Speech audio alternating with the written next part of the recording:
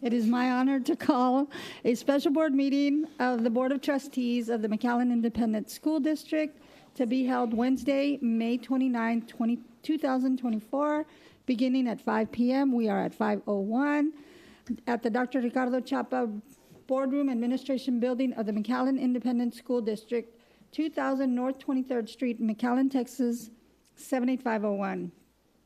At this meeting, there may be discussion by the board on the items and subjects listed as follows.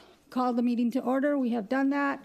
Public comments. We do have 5 speakers today and video to play.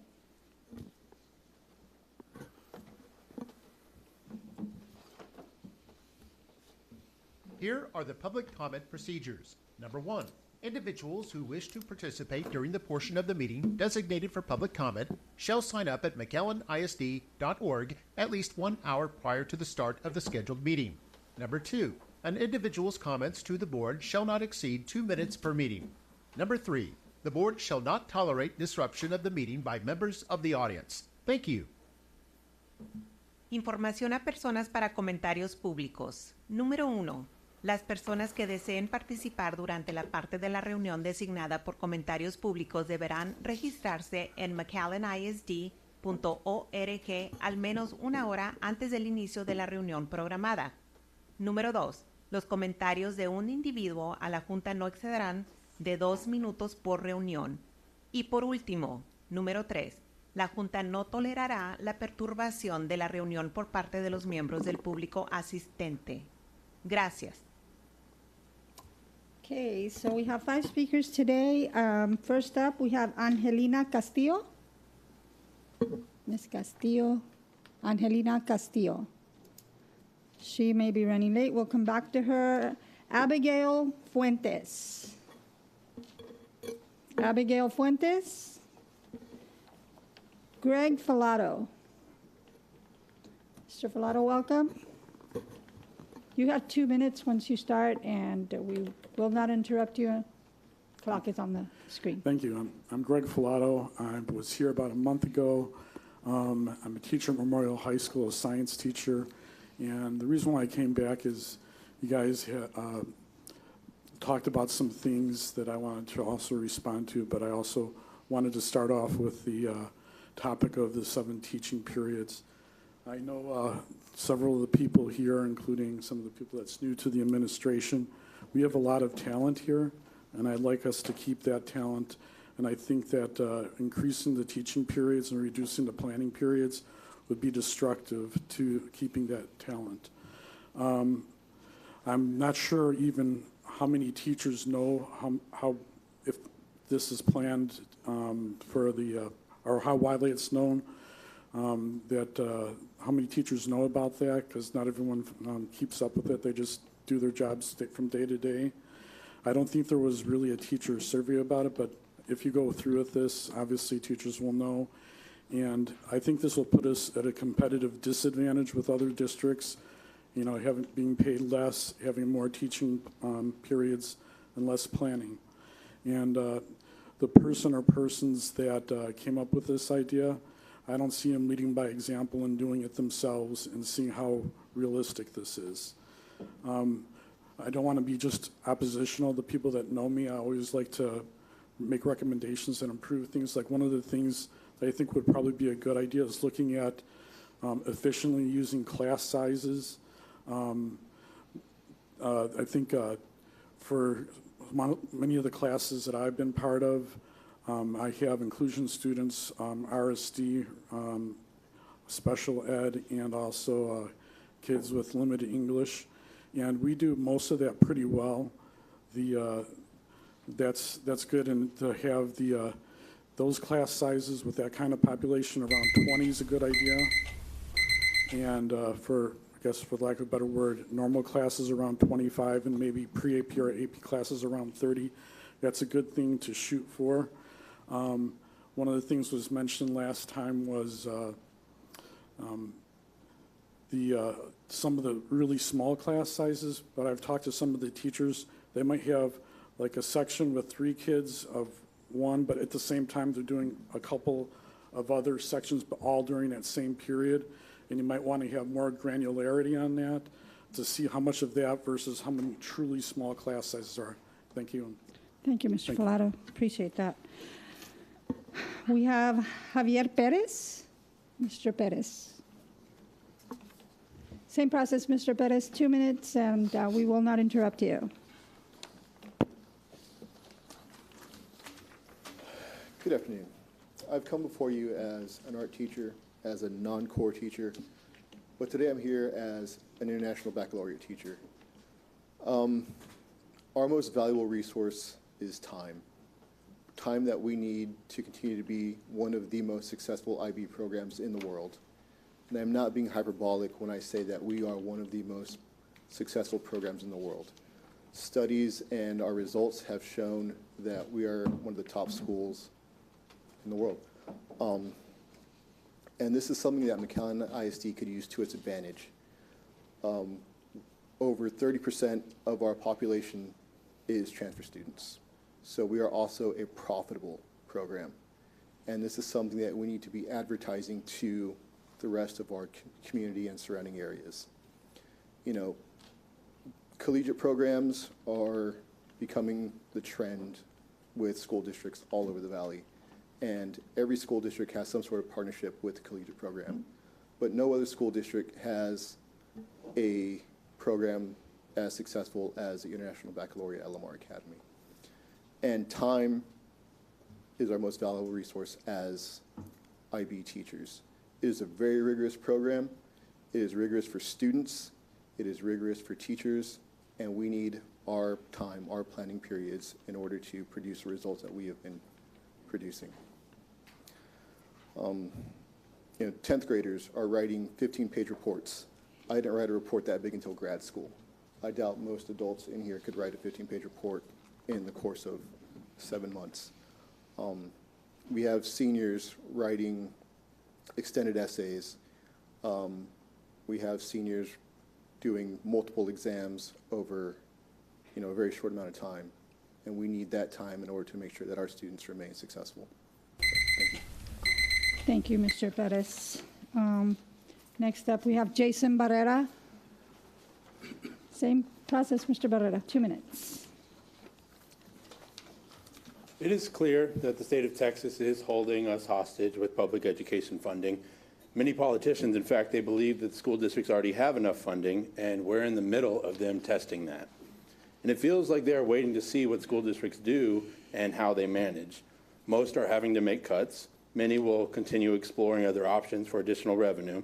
We're aware of this. Teachers are aware of this. The community is aware of this. Our concern is with how quickly and easily the primary response to this challenge was for the new administration to come in and recommend adding more work to teachers and squeezing them for more efficiency.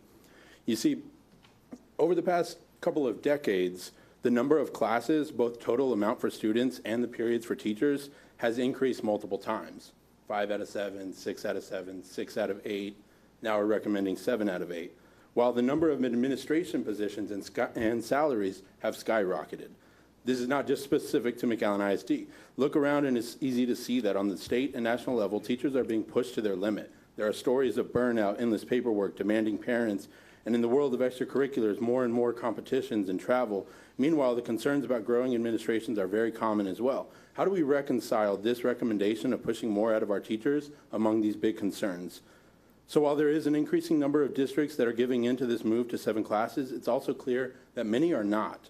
If this is such an obvious and easy money saver, what's stopping the other many districts from doing so? What is their rationale for leaving money on the table? Yes, other districts are starting to do this, but many are holding firm.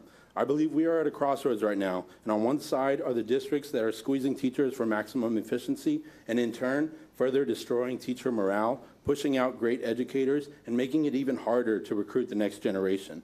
And on the other side are the school districts that are including teachers in these decisions, that are refusing to affect the instructional core, and are doing everything they can to hold firm. One side is for followers to take the bait from the state and to participate in the degradation of public education. The other side is for leaders who say this is our school district and we decide the kind of independent school district that we're going to be. We are first and foremost driven by the day-to-day instruction between students and teachers, and that should always be the priority. I believe the community that makes up McAllen ISD, the parents, the teachers, retired teachers, the students, the businesses in the community, I believe they want us to be leaders. I think we need to hold true to what we know is needed for higher education quality.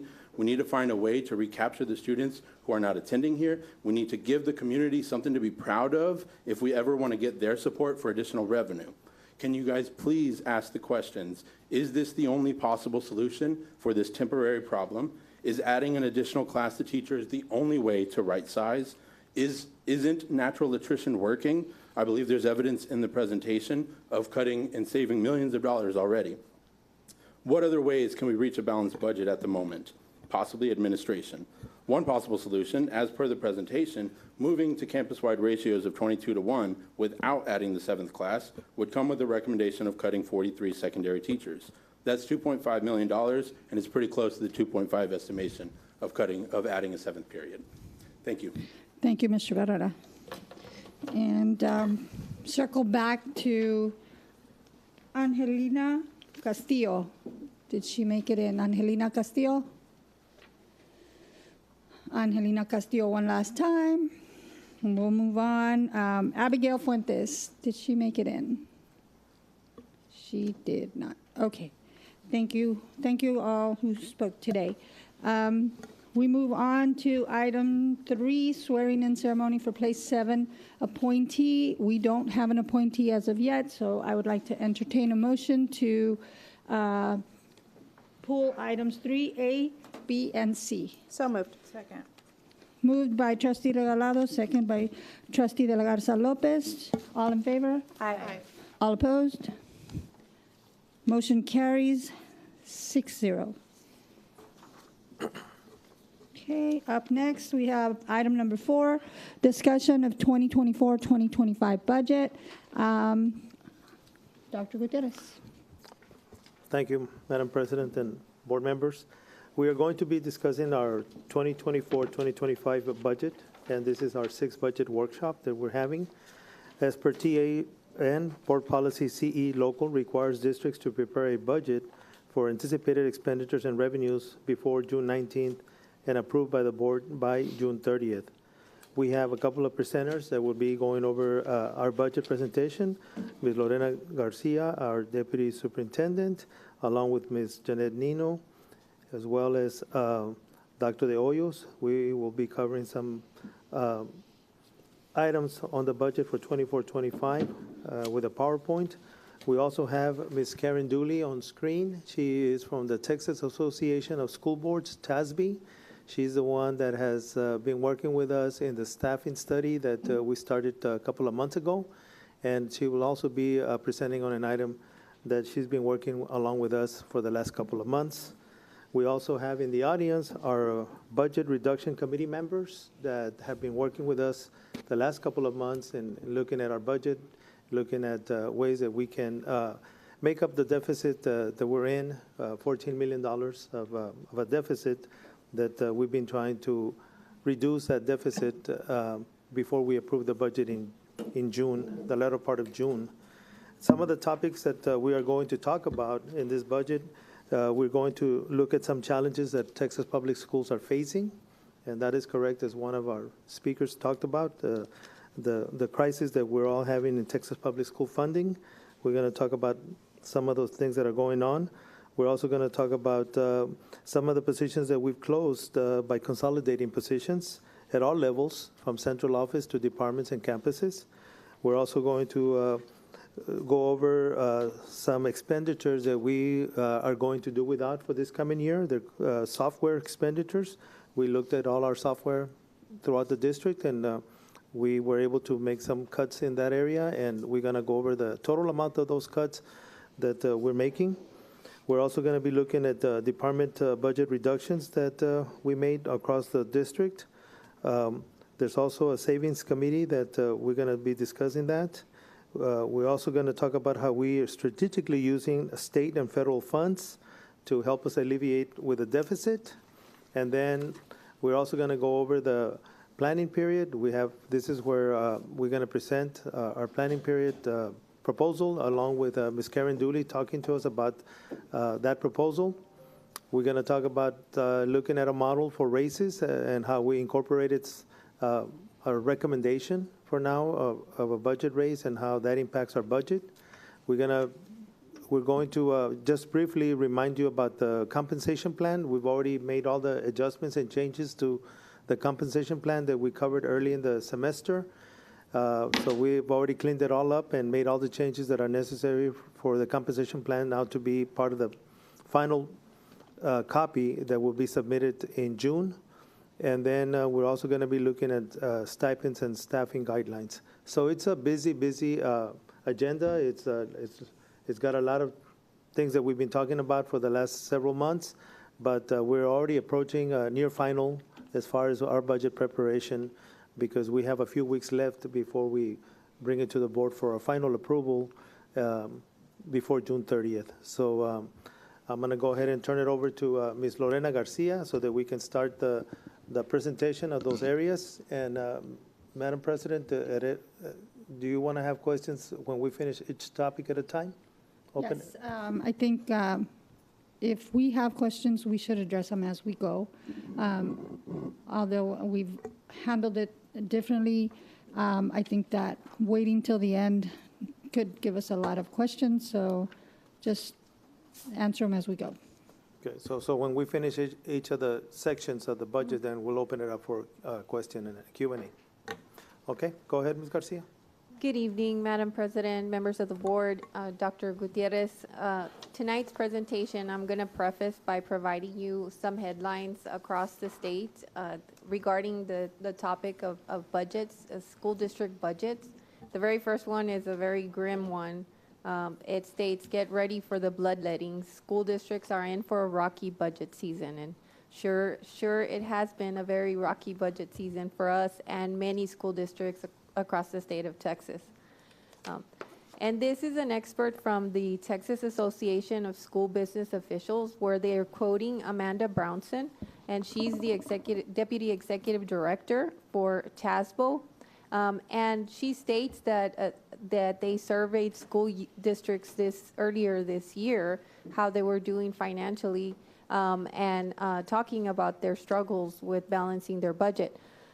About 313 school districts responded to the survey, and more than 50% of those school districts said that they plan to cut spending, number one, and then number two, that they would be dipping into their fund balances for next year's budget.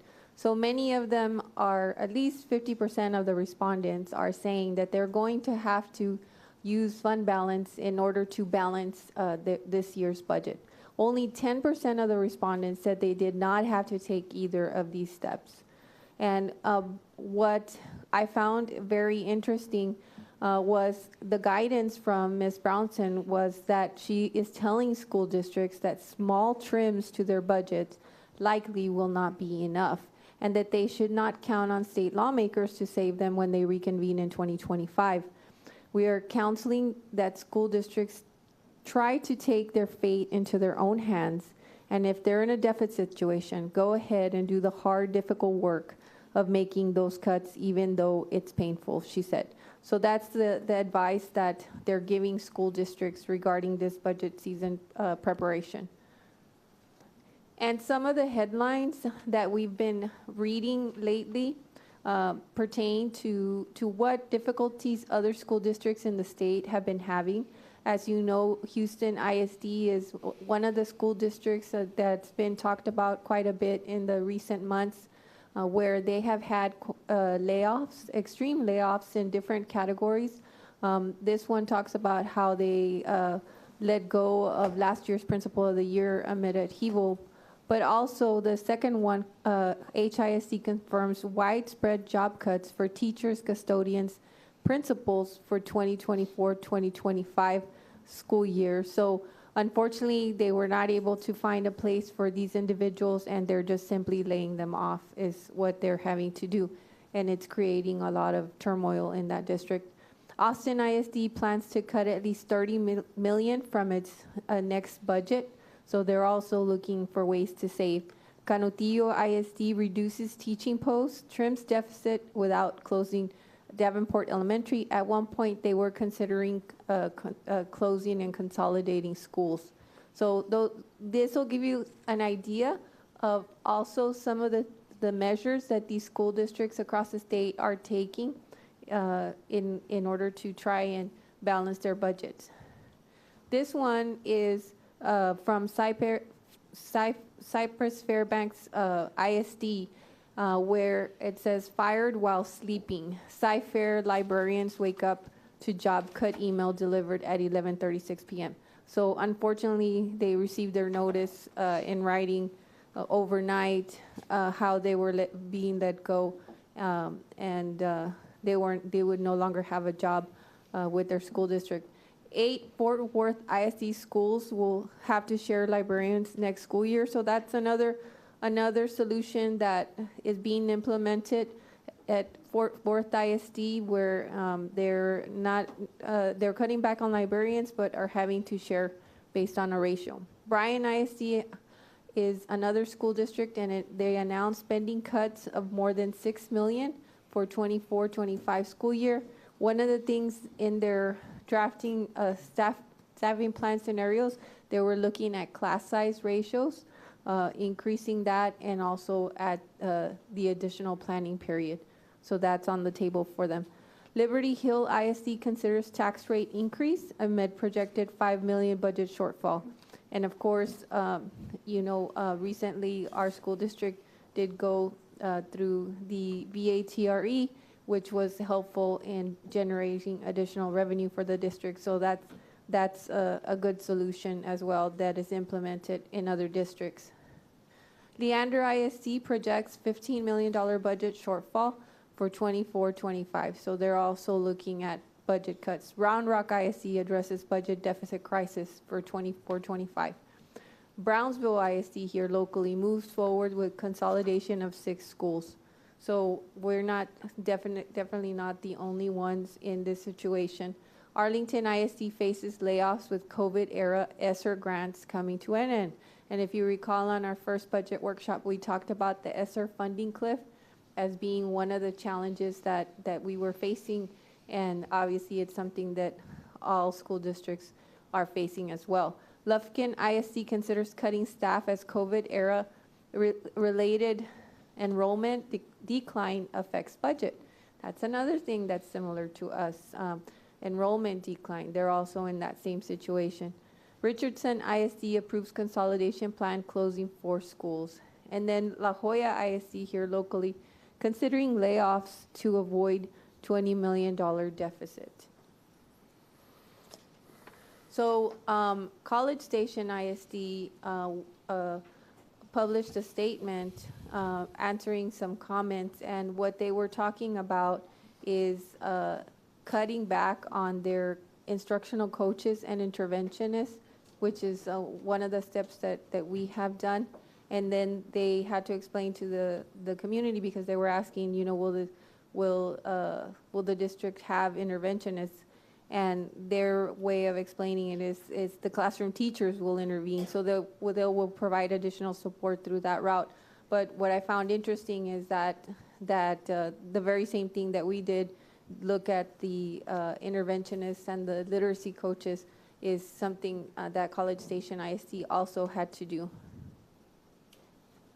So on today's agenda, as Dr. Gutierrez mentioned, we are looking at the financial challenges. We will be reviewing by category the positions that have been closed or consolidated. And then also we'll provide you an update where we are with the reductions that have been done in the area of software subscriptions. We also cut central office budgets by 10%, and we do have that total for you. We also have been meeting regularly, weekly, I would say, with the Savings Committee, and as Dr. Gutierrez mentioned, they are here today.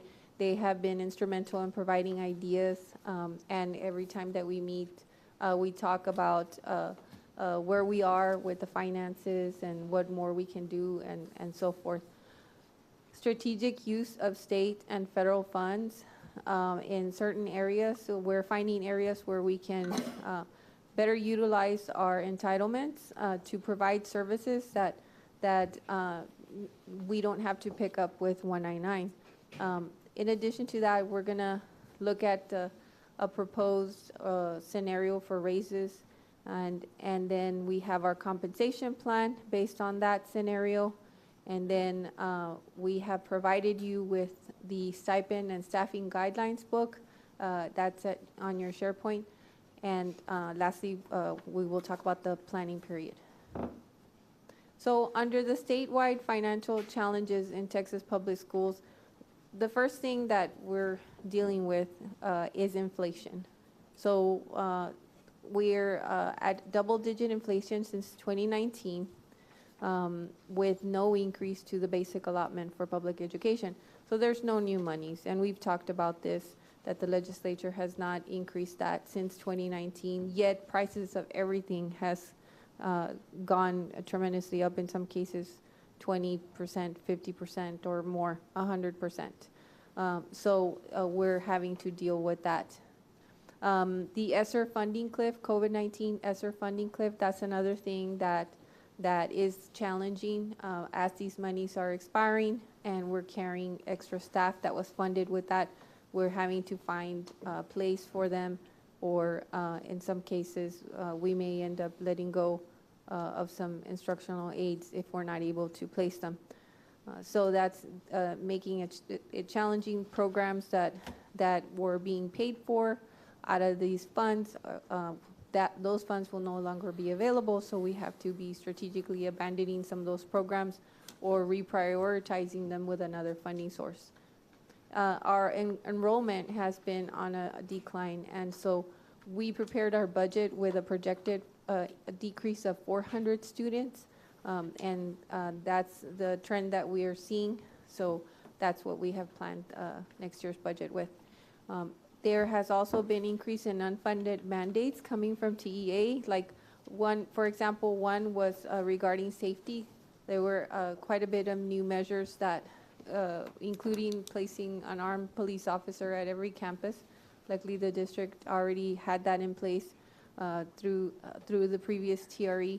But the funding that was provided by the state was not commensurate to the expense to fund those police officers. So that's just one example.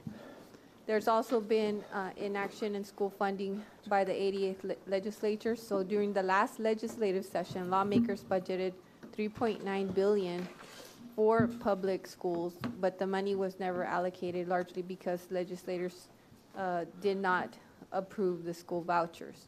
So I'm going to pause for questions at this time. Are there any questions? Okay, moving on to the strategic use of state and federal funds. We were looking at the police department, the nurses, and the pre-K aides. The police department has access to the state safety allotment, and we were able to identify the capacity to fund at least $200,000 worth of police officers that are currently were in 199, and we're in the process of reclassifying them to the state safety allotment. So that helps us on the side of 199, and that's what that money is for, allocated, and it's 5 police officers. In addition to that, we looked at our state and federal programs. Title IV does provide for mental health and wellness, and we have some positions that we will be using for health program medical assistants, 3, and these are basically nurse aides or certified nurses aides that will provide services to the campuses when there's need. For example, when screenings are being done, health screenings, but they will also provide education at the student level, training on health and wellness. So that's how they qualify to be funded by Title IV. And so we will have 3 of those, and they will be rotating, and that's a $75,000 savings. Strategic use of Title IV to fund 2 police officers for intervention and prevention. As I said, Title IV does provide for that type of service. Our canine officers will be funded by Title IV, and that's $80,000 savings. So 83% Title IV and 17 we will continue to keep in local. And then we have been using state compensatory funds for pre-kinder aides for at-risk classrooms. So we have a pre-kinder aide in every pre-K classroom. Most of them are funded 199 currently. However, if that classroom is considered 100% at risk, then we can pay using state comps. So that's the analysis that we're doing. So far we have found 10 vacancies that we were able to use for these early child care aides. So that's a $200,000 savings. So we will continue to look for more ways to be more strategic with our entitlements. Any questions? Do we have any questions? I do on the reclassification of the 5 police officers from 199. What will they be reclassified to? And I might have missed it. It's the state safety allotment. We get an allotment for safety through state funds, and it's separate from Fund 199. It's in addition to. Yeah, okay, perfect. Thank you so much. Okay, closed and consolidated positions. We have been coming to you at every budget workshop and identifying positions that have been closed or consolidated. And this just kind of brings back everything together. Once you see it in one large group, you can see the magnitude of the level of work that has been done. And we have it coordinated here by different categories. This is for central office professional positions, and we had 9 vacancies that were closed or consolidated into another position, and that totals $749,647. And those are savings to the most part are being paid out of 199. And then the next slide shows also central office positions, but these are paraprofessionals and clerical positions. That's another $259,887, a total of 9 vacancies that have been closed. If you total up the 2 central office slides, you're at about $1 million worth of savings, cuts to central office positions. And moving along with central support as well is our auxiliary positions. We have cut in the transportation department, bus aides, child nutrition workers, and custodians, and also a dispatcher at the transportation department. So these are 26 auxiliary vacancies, and the total savings is $566,873. At the campus level, there's been a variety of professional positions and paraprofessional positions that have, people have vacated those positions and or have been transferred to a different position, leaving a vacancy that have also been closed. These are 16 campus vacancies, $909,000. Ranging from assistant principal, college career specialist, counselor, librarian, social workers, parent family engagement specialist, social emotional support specialist, campus clerk, receptionist at a campus, and a counselor secretary. Any questions on those positions?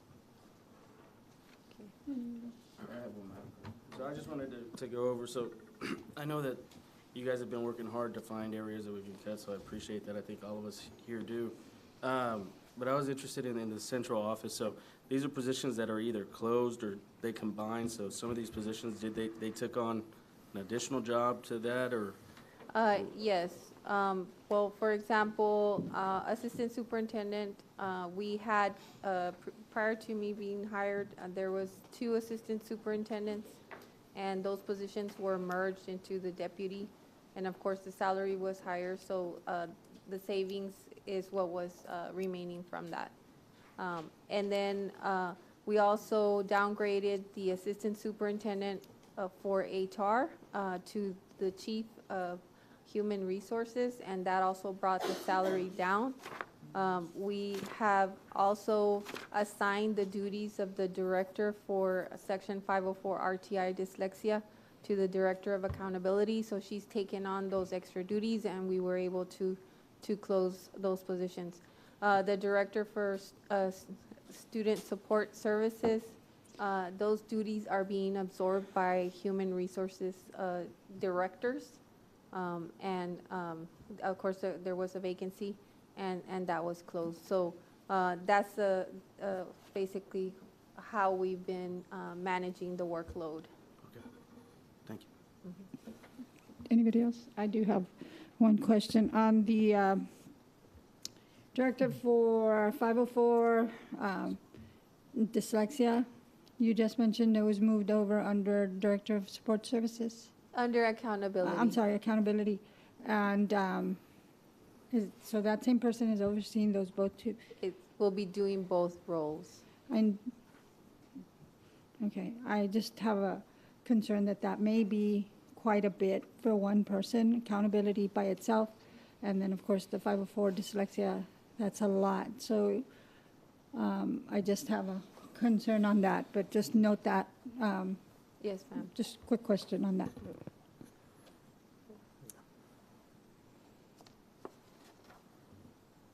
And then we also had already talked about the interventionists and literacy coaches.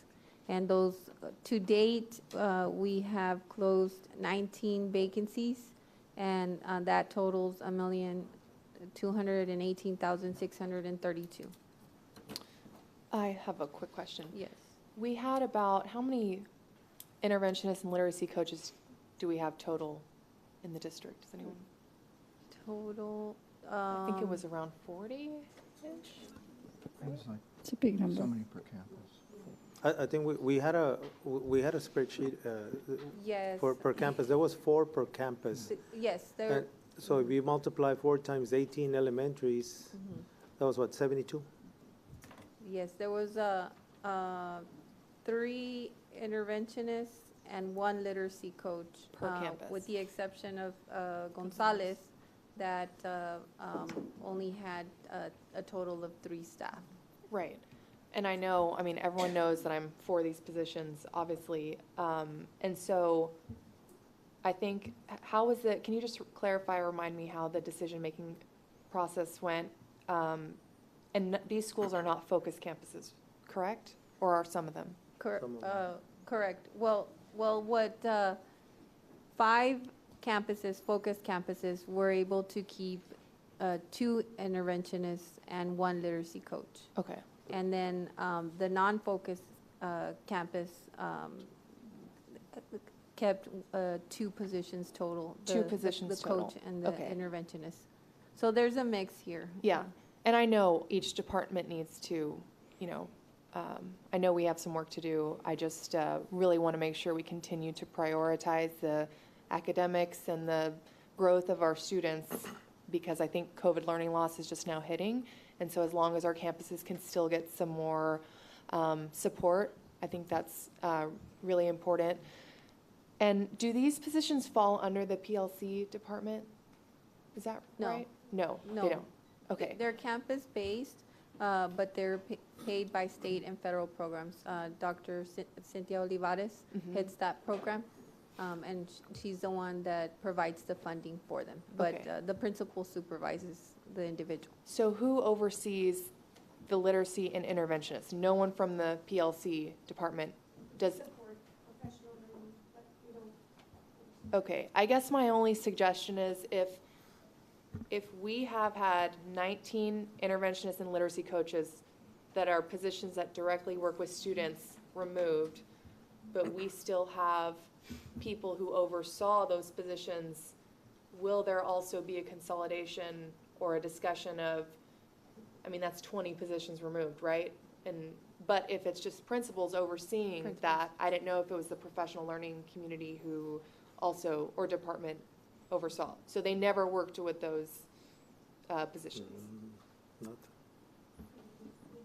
Go Do you ahead. guys see what I'm Who trying to does their say? evaluation? Yes. Yeah. Who do they answer to? Who Right. oversees, who's their, So you're taking away positions, but I you're just would leaving. hate, yeah, for Like, who hired 'em? For K through interventionists who work with kinder, first, and second graders to be the first off the chopping block when there's maybe people in positions who oversee those that we don't necessarily need as much as we do with people directly working with students. That's what I'm saying. Go ahead. We do, the professional learning department does not oversee or supervise any of those positions. Okay, all right, thank It's all you. principals. Yeah, thanks. Okay. Madam President, Yes, sir. thank you. Kind of go back a little bit to the administrative level. And thank you for the administration to address some of the concerns that were expressed by the board back in June of 2023 as we prepared for the current budget we're working on, that this had to be a priority, and it appears you have. But a thought, as you continue to move forward, and suddenly we should somehow generate some revenue, do you really need to continue to have these positions, and how will you handle them going forward?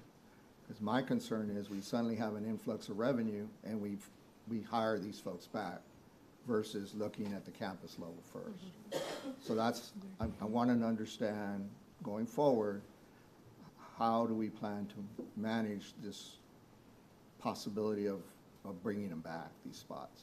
Well, these positions, we were not expecting an influx of revenue. As a matter of fact, the primary reason why those were chosen was because Dr. Olivares was having trouble continuing to pay for them. So this program, whether we were in this situation, budget situation or not, would have had to have cut back this year or possibly next year. So there are no plans to, since they're paid out of state comp and Title I, we're not expecting an influx of funding. Not this year, I mean, but we Not- don't know what the future holds. Correct, correct. And so it's like we had no way of anticipating. That's where my concern is that we knew 12, 15 years ago we had an issue. We compressed, just like we're doing now, and when things got better, influx of money, House Bill 3, then we started filling spots again. Yeah. And so what I'm looking for, and you don't have to answer it today, is that there has to be a formula of leveraging technology, human capital in a much more efficient way. So just because we suddenly have a grant that's given to us, or state funding changes, or title changes, that we start automatically filling those spots. That's my concern going forward. So we don't find ourselves in a up and down situation as state funds, federal funds, and of course what's happening with the local property taxes continues to occur. You see where I'm getting Yes. at? Yes. And again, we may not know the answer today, but I do think the administration going forward needs to have that in its formulaic as to how you fill positions, under what circumstances. And if you have to have a priority, that gets into my next question. I noticed that it was mentioned that one of the departments does not supervise these individuals that are being discussed as far as the campus level, the literacy coaches, et cetera. Was anybody at the campus level supervising these folks? Yes, it was the principal, It was the principal. What about an assistant principal? Could that be delegated? Campus possibly, administration. yeah, So it'd possibly. be campus It would administration. be campus administration. And are you making any changes to campus administration as a result of some of this staff being taken away? At the elementary level, we're not, but we did make some assistant principal cuts at the high school. Okay.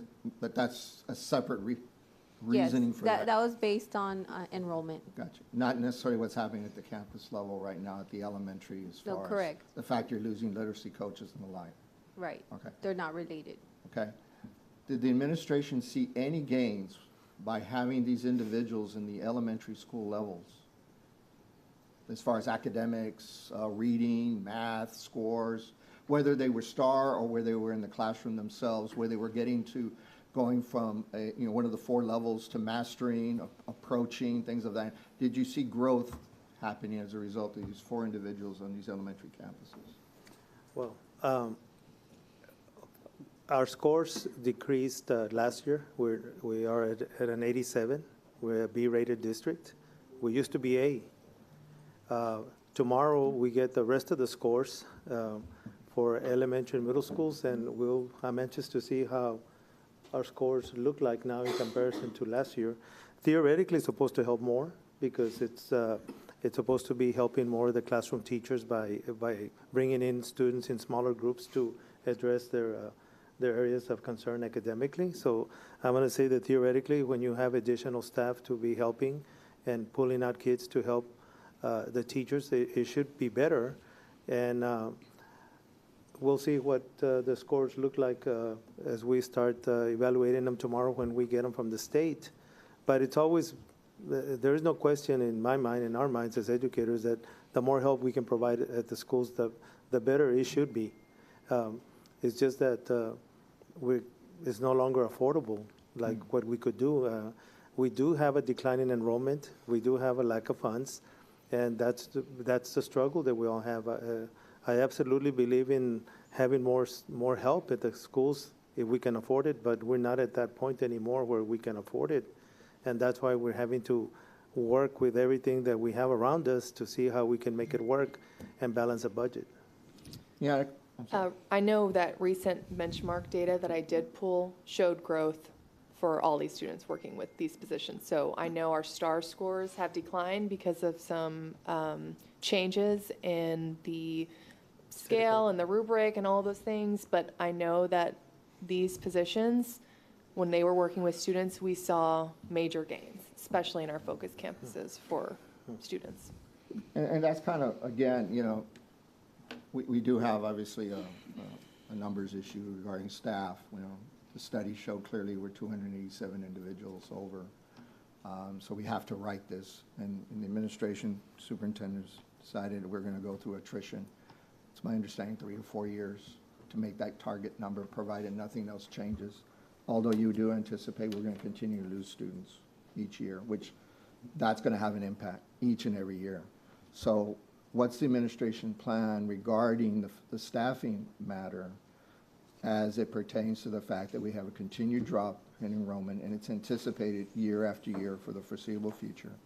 And that's because we have put a lot of resource into that. If we had not done that effort of creating the student support and outreach, we'd be well over 2,000 further loss in students than we are today, based by any measure, any estimation. So that group has done fantastic to keep us above that 20,000 student line. But the fact of the matter, we're in a central metropolitan area, and birth rates are down, and it's an aging population, and it's far less expensive to live in the surrounding areas, as many of our working force do in the police, fire, and even our teachers.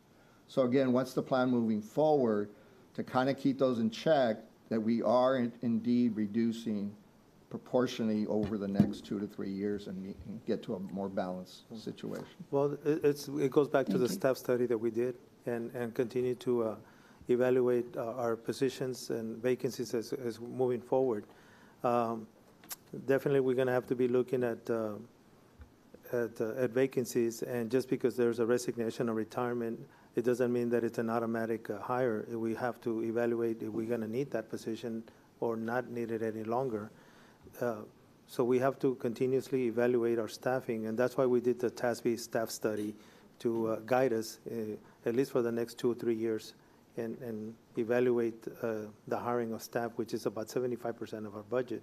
So it's critical that we continuously look at our staff, our vacancies and retirements when they happen, to see if we need them or not. And that's what I was trying to, but it leads me to this. These interventionists and these coaches that we still have in the schools, like you said, maybe 2, some may have 3. If you have an opening somewhere within the district, is that where you're going to be drawing from that group?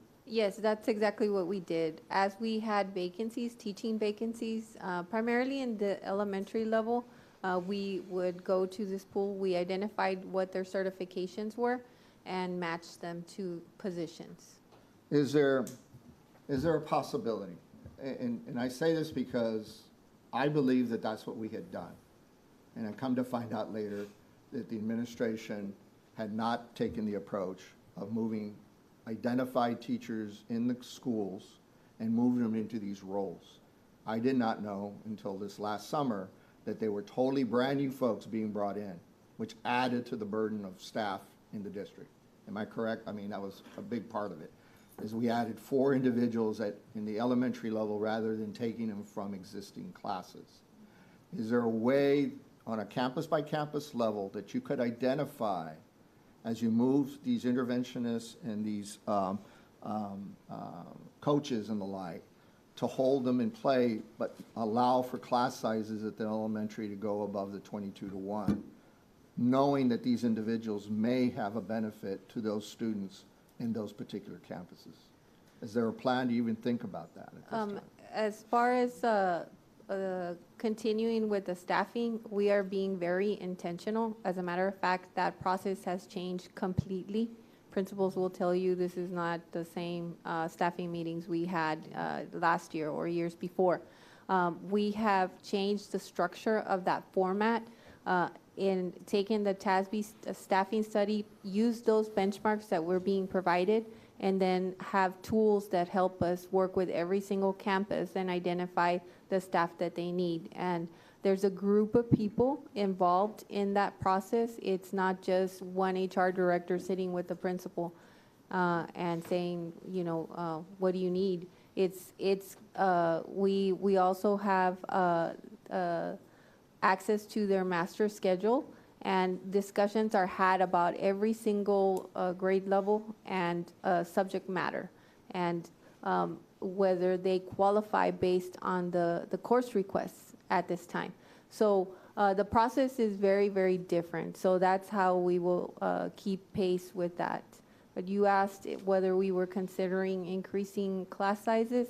If the discussion has shown that there is some benefit from these interventionists at some point, in some level with students. Maybe not necessarily in the STAR test, yet to be seen. We'll know more in the next day or two.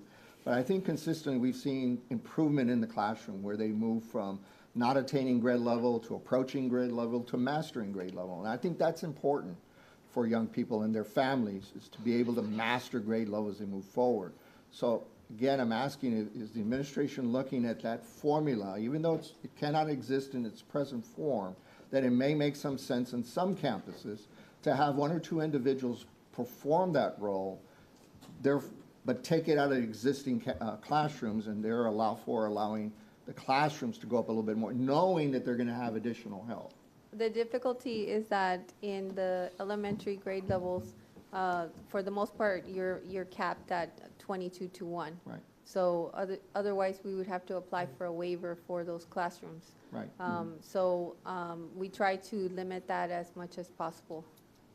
Well, when I got on the board, we were approaching 50%. And the way we were trying to keep that, and you know, you were longer than I was, we were busing them around. They would have to make 2 stops to try to get a balance and the like, and we stopped all that. And then we found that if we continue to work very close, I think we're in the teens most of the time. We've been in the teens the last several years, which is fantastic. And they really should all be at 22-to-1. Don't misunderstand. But we're in a situation in which we need human capital to address student academic needs. And if that may mean that on 2 or 3 campuses, we may have to ask for a waiver because we're going to go up a little bit for a year or two to get ourselves where we want to be. You're the experts, you're the academic folks. I'm just saying we know from the data and the discussions that there is a benefit. And I'm just asking if there a thought process of that. I'm only making one of possibly many that you others can come up with. Just something I think you really need to be thinking about. Thank you. Thank you, Madam President. May I continue? Yes, sir. Okay. I mean, yes, ma'am. Sorry. Thank you. We also have instructional aides that were identified because we were overstaffed in that area, and we went ahead and took those vacancies and closed them. We also had some vacancies in other areas of high need, for example, special education, where we moved over some of those instructional aides, computer lab aides, to fill those positions and then close a subsequent vacancy. That gave us 42 instructional assistants that were closed out of state comp, and that's about $930,293 in savings.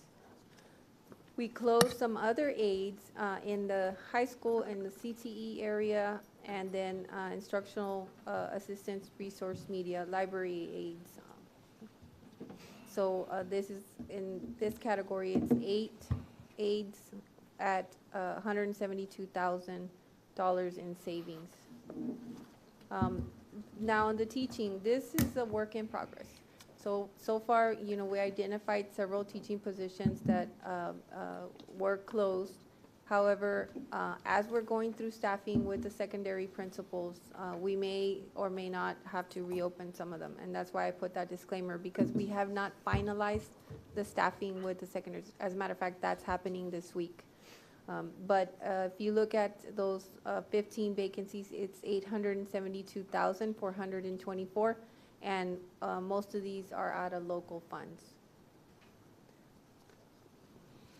And that's really where the savings is, where it helps 199. We also were tasked with looking for a spot for some ESSER positions, and we were able to do 20 reassignments of ESSERs. They were not they did not create a new position to find them work. There was already vacancies that were available, and then based on their certifications and their qualifications, they were matched to those positions and placed in those positions.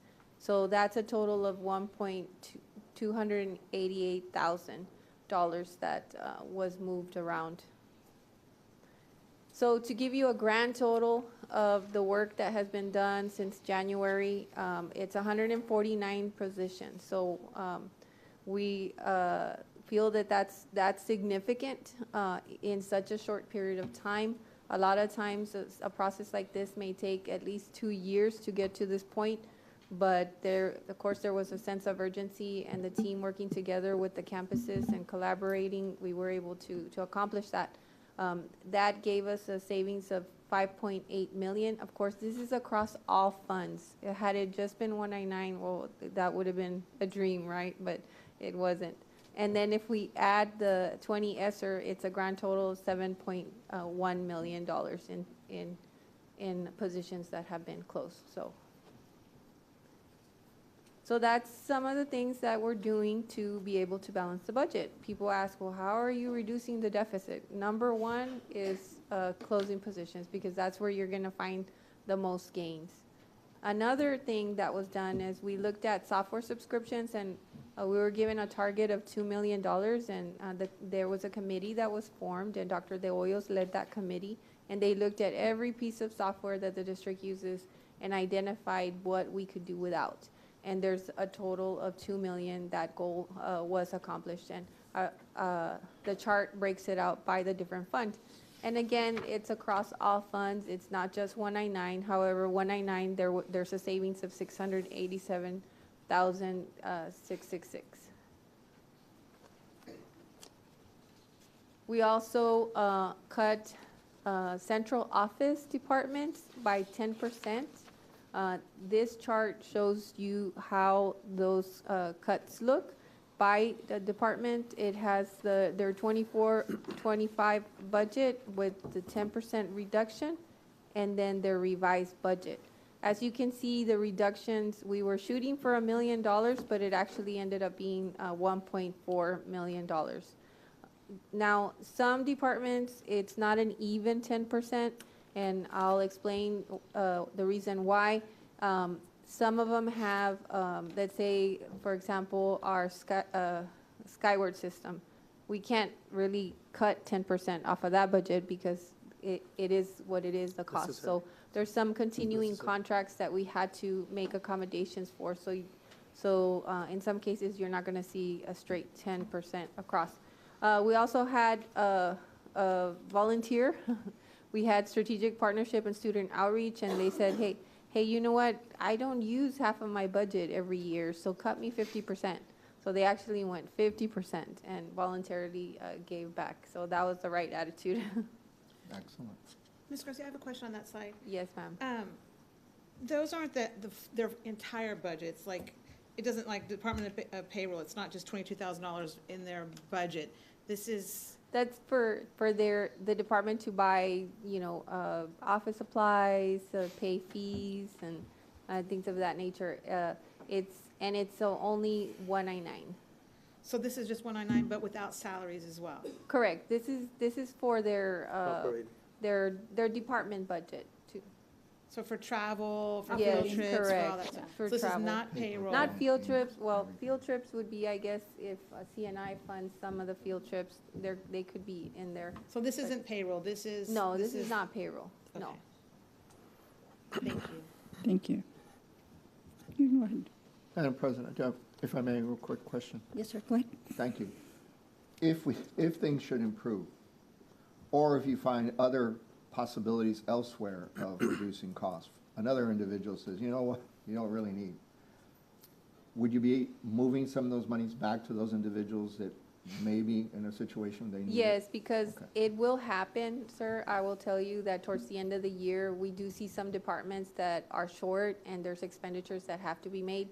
So we do have to make adjustments and we have to find pockets of savings that we've had throughout the year to be able to transfer back into those departments, because we're not going to cut back on the services that we provide for students. We're not going to sacrifice on that. Excellent. Thank you, Ms. Garcia. Thank you, Madam President. Yes, sir. Okay, and then this is just a summary of some of the ideas that we were working with our savings committee, and you've heard these before, but I was just wanting to give you an update on what's ongoing and what has been completed. So first of all, we put a goal to improve attendance and to save about $1 million, or earn additional revenues of about $1 million. Lo and behold comes optional flexible school day program and their efforts, and we're already seeing reaping the benefits of that. So that's ongoing, and it will continue into next year. Reducing substitute costs, well, by 20% by reducing teacher pullouts, and that's something that will be for next year. Balance elementary classrooms with multi-age and pre-K to K. We may have to do that to combine classrooms versus adding an additional classroom. So that's a possibility for next year. There was a suggestion to eliminate that we're overstaffed in orchestra assistants, and this came from the Fine Arts Department. However, there has not been a vacancy to allow us to make those moves, but that's an idea that was put on the table by them. Reduce overtime for departments. We're already seeing a lot of that. As a matter of fact, this year, like for example, I'll give you an example, Transportation Department has been very good about reducing their overtime. They're really keeping an eye on that. And so we want to continue that with all departments. That's an initiative that had already started, and it'll be ongoing for next year. Use police officers to work on truancy. Now, that was a suggestion that was given to us by Chief Silva. Now, that's kind of morphed into, well, maybe we could have state and federal pick up those positions. There's some similar positions that could provide similar services that we could strategically use those entitlements for that. So we're looking at that. Reduce staff travel, and this is only central office travel by 20%. So we're going to be very discriminating as to what conferences central office staff attend. If there's something that's available locally or through a webinar, instead of having to travel, we will be doing that. That's for next year. And then reduce field trips, maybe cut the number of grade levels going to a certain field trip to reduce some of those costs. Ideas that are already completely done would be Like I mentioned, out of the savings committee came the idea to eliminate the K through 12 interventionists and coaches through attrition. So, and it started because simply Dr. Olivares could no longer afford to fund those positions. And then with a raise, it would make it worse, so she was going to have to make those cutbacks. The other one was eliminate through attrition EQ specialists, the social emotional support. Yes, I know this is a savings committee, but I see one of them is improving attendance. So can we have something with improving enrollment, or is there going to be a separate committee that will be dedicated to increasing our enrollment? Well, there's no committee per se, but our student outreach department, that's one of the things that they focus on, that effort. Yeah. I mean, this PowerPoint is great. It's all about cut, cut, cut. And I think that we're missing so much as we don't really discuss the measures that we're taking to increase our enrollment in this area. All the students that live in McAllen, but they go to IDEA. Why aren't we calling them? What's our plan of action? That will generate a lot of money very quickly. Yes. So I know we have a student outreach department, but I hope it's at the forefront of our It is, and actually, discussions. maybe if you'd like, I know in years past, they have provided presentations about all of their efforts. It's been part of this process. We could bring them next time to provide some of the outreach that they do, because I know that they're out there making phone calls and, checking students that leave and trying to recoup them and market. There's the private school that just closed down, and they're trying to recruit students from there. So they're very active in that process. Okay. It's been paramount, the information that being provided to us around March. I mean, you can go back 4 or 5 years now since she's been in play, and you see the trend. I mean, it is exceptional, having worked on something like that for my company, where you want to see what your market looks like. We know what our market looks like, and unfortunately, the situation we're in. It may make sense, along with what was being mentioned, maybe for the foreseeable future, is on a quarterly basis we have a report. Maybe that will help us. Again, it's a suggestion. It's your call, Doctor. Thank you. Now moving on to the Can I just make scenarios. one brief Oh, yes, ma'am. Go right ahead. Of course. I mean, I wasn't going to say it, but I feel like all of these ideas from savings I appreciate very much, and I think they're important. But I do worry about reducing the field trips, because I just keep thinking a lot of students never get those experiences, but for our ISD. And so I think not only is it important for these partners that we have, but for our students. Yeah. And so when and if we can reduce elsewhere, and maybe that's a last resort, I think it's important for us to do that. Thank you. With that in mind, who was working on truancy before the officers are proposed to take it? There's a position at each high school that takes care of that. So if the police officers take that over, what would these positions be doing? Well, we would have to reassign them into another role, or wait for a vacancy and close that. So that's why we're exploring the other option of using a different funding for them. Yeah, I know, I see Chief over there. Chief, by placing officers to work on truancy, how does that impact your ability to make sure that all of our campuses have adequate staffing and maintain the safety level that we're at? Well, I mean, to be honest with you, and I know I've spoken with the committee before, and it was something we were already doing before. And again, we're team players. We want to do our part to assist in whatever savings it is that we can. I honestly can tell you wholeheartedly, it doesn't compromise any safety, because at the end of the day, we're still involved with the kids, we're still involved with the students, and then we're getting information from your PEMS clerk, your attendance clerk. It's just a matter of putting the paperwork together and submitting if and when we have to. Thank you so much. Safety is priority. If I could just reiterate what Trustee Absolutely. Regalado said regarding as it relates to the field trips. Other school districts, surrounding school districts, charter schools, private schools, they're all adding grade levels to go to IMAS and Quintana Valley Symphony, and I just think that is an area where if we need to dip in the fund balance, we certainly should, and we have a massive fund balance right now. So I would like to see that completely taken off, the reducing of the field trips. I think it's very important that our students go, and I think that we should look to adding more grade levels in the future. Yeah, and I'd like to piggyback off of both of you. Not only do our students get to engage in experiential learning in these field trips, but all of these IMAS, Quinta, VSO, they are all TEKS aligned. They are all geared towards STAR testing and what they see on state assessments. They don't just go and have a picnic, although maybe they do sometimes, which is nice too, but they go and everything is aligned to, rigorous academic standards. So it's experiential, but it's also obviously aligned with what they need to know, so. I have a different approach to it. I think it's important for the community to be engaged with the students and for the students to be engaged with the community. But I think it needs to be done by the campus and the teachers. That be the deciding factor of how that happens. If there may be another reason to go into the community to observe certain things, like with the scouts, we would take them to the Border Patrol and see how the Border Patrol, the police department, fire department.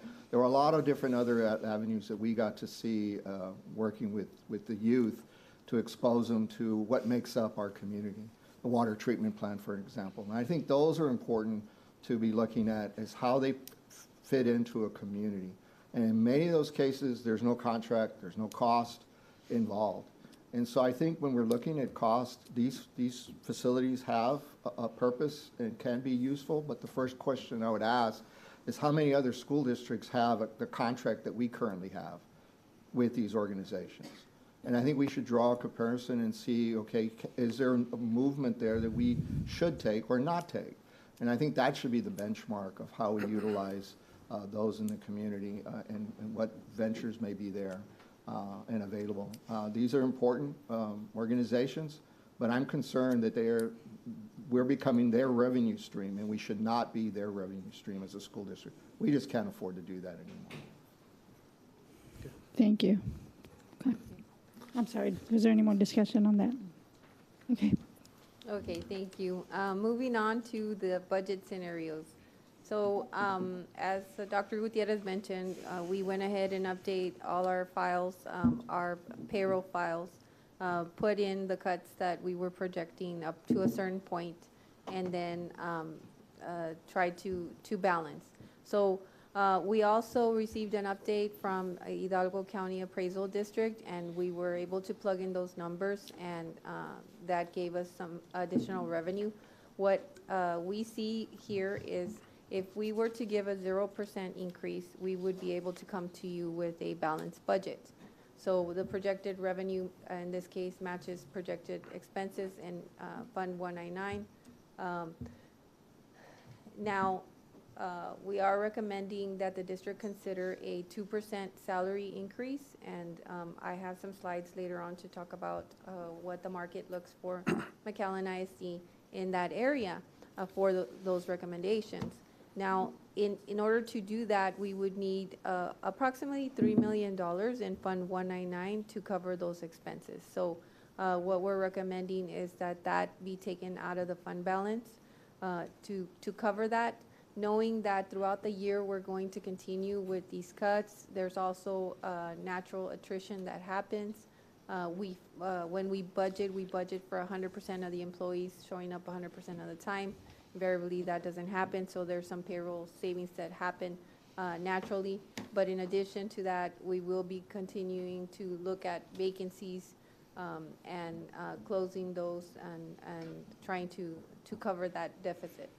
One of the things that we do have to consider that may impact, probably more than likely will impact the general fund. We may have to come in with an additional $1 million because Fund 224 idea, there is an overage. Now, that fund is primarily to pay for special ed positions. So That program is not decreasing, so there is no possibility to cut back. As a matter of fact, they're growing.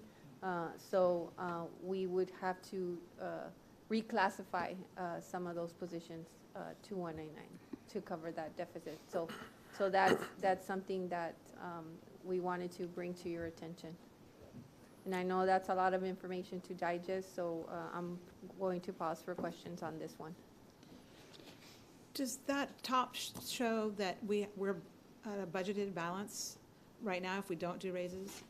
Correct. Well, that's exciting. I mean, that's fantastic news. All the cuts you've done, all the attrition. I mean, as Trustee Saldivar pointed out, we had said originally 287, but we're down 169 and you're at the target goal. That's fantastic through all the cost savings and all the subscriptions and all that stuff. So, I mean, that's reason to celebrate. I Yes. agree. Yeah, It's good been work. a lot of work. Good work. Yeah, yeah. Been a lot of that's work and fantastic. I think that deserves an applause. Yeah, This that's is fantastic. The challenge is, there are a lot of these that are not one-time costs, right?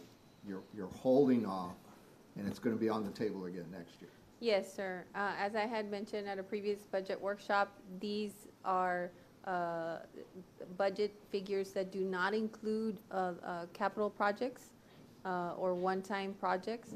So what we will have to do, as we do each year, is we wait for our end-of-year audit, and that will tell us if there was a surplus or a deficit, if there's any additional funds, and then we bring back those needs, and then the board decides whether to proceed with those projects or not. So, you know, the needs will continue to be there. And if we were to look at anything more than a 2%, that would affect all the other funds. So that will also impact 199. So for example, like the bilingual department, they're already telling me I can't fund 2 positions. So if we're gonna give a 2% raise. So what does that mean? If we can't cut positions in that area, or they can't cut their accounts payable to balance their fund, then 199 has to pick that up. So if we were to do, let's say a 3%, then not only would we have to take additional funding out of fund balance to pay for it, for the 199 accounts, but also the other funds, the state and the federal funds, because some of them are very close to their maximum. They're very close to being balanced, or they had to cut in accounts payable type expenditures in order to balance.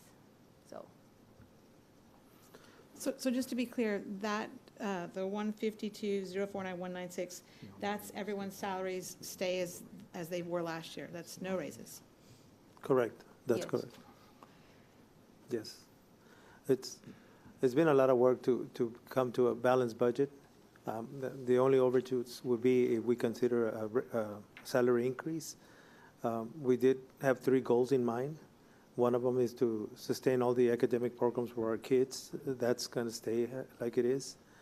The number 2 was to not lay off any employees. We're not laying off any employees. We are going to keep all our employees that want to stay with McAllen ISD working for next year. So that accomplished goal number 2. And then goal number 3 was better wages, and we're looking at 2%. If we look at utilizing $4 million out of the fund balance to give a salary increase to our employees, it's something that we have a very healthy fund balance that we can do that while we continue to evaluate positions and expenditures for the next 12 months to make up those $4 million without utilizing the fund balance at the end. So.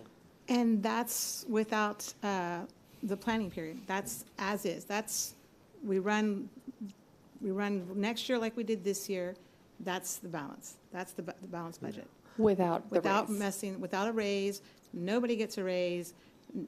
The planning period stay the same. Everything stays the same. Correct. If we give a raise, then we have to look at the planning period, because that would be a way to make up those $4 million. Question. Does this, so I know we're like beating a dead horse, but I'm just hoping I'm not derailing it.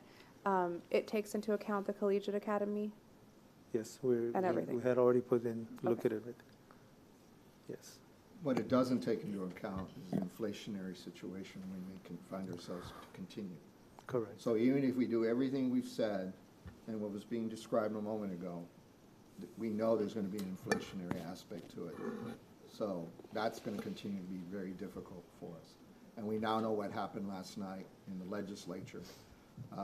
So that's going to be on the table as well going into next year, is the voucher. And I want to clarify something too, because we talk about taking away the planning period, but there's a difference between taking away the planning period and then adding an additional class. Those are two different things. And so I just want to be very clear that I'm actually for the removal of the planning period if there's no additional class added.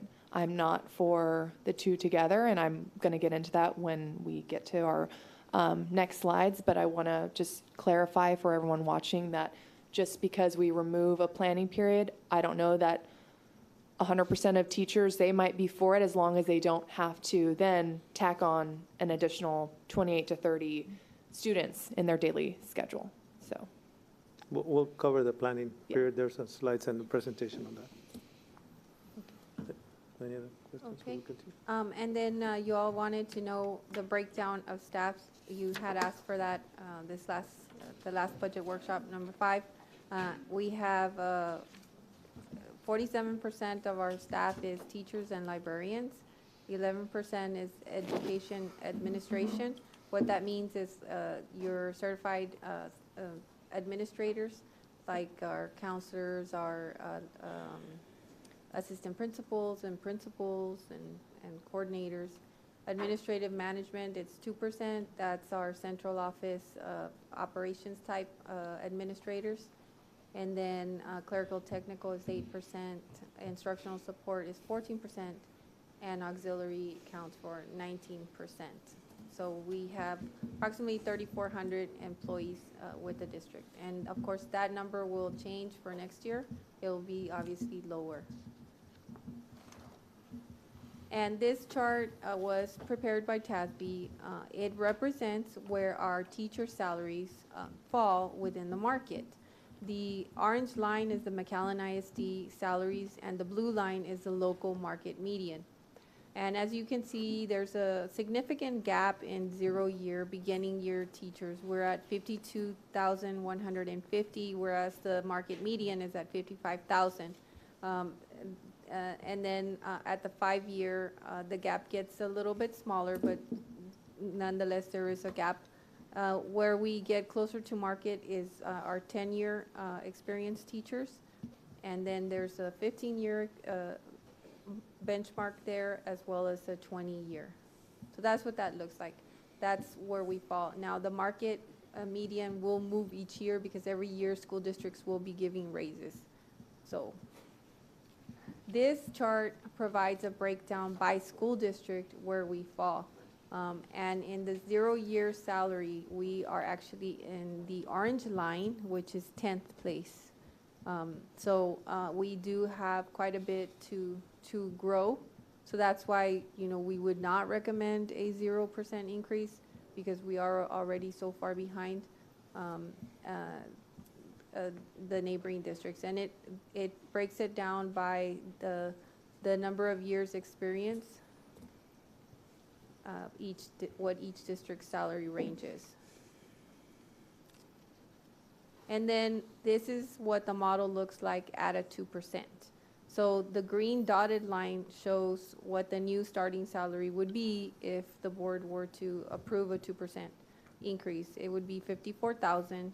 We're not quite at market yet, but we're getting closer. And then we're certainly would be at market in the other year tiers. So we'd still have to do some work in the 0 years in order to get there. And this is what the costs are. And you saw this last time in budget workshop number 5. However, you had asked to see what would it look like if we did a 3% for teachers and a 2% for everybody else. And we brought you that breakdown. So the estimated increase would be for teachers would be a 3% would be $1,860 per teacher receiving that. And then the general pay increase, that's 1860 times the number of teachers and librarians in the district. And then strategic adjustments, what that is in the teacher scale, sometimes from one year to the next, the gap is so small, like maybe between year 22 and 23, there's only like $100 difference.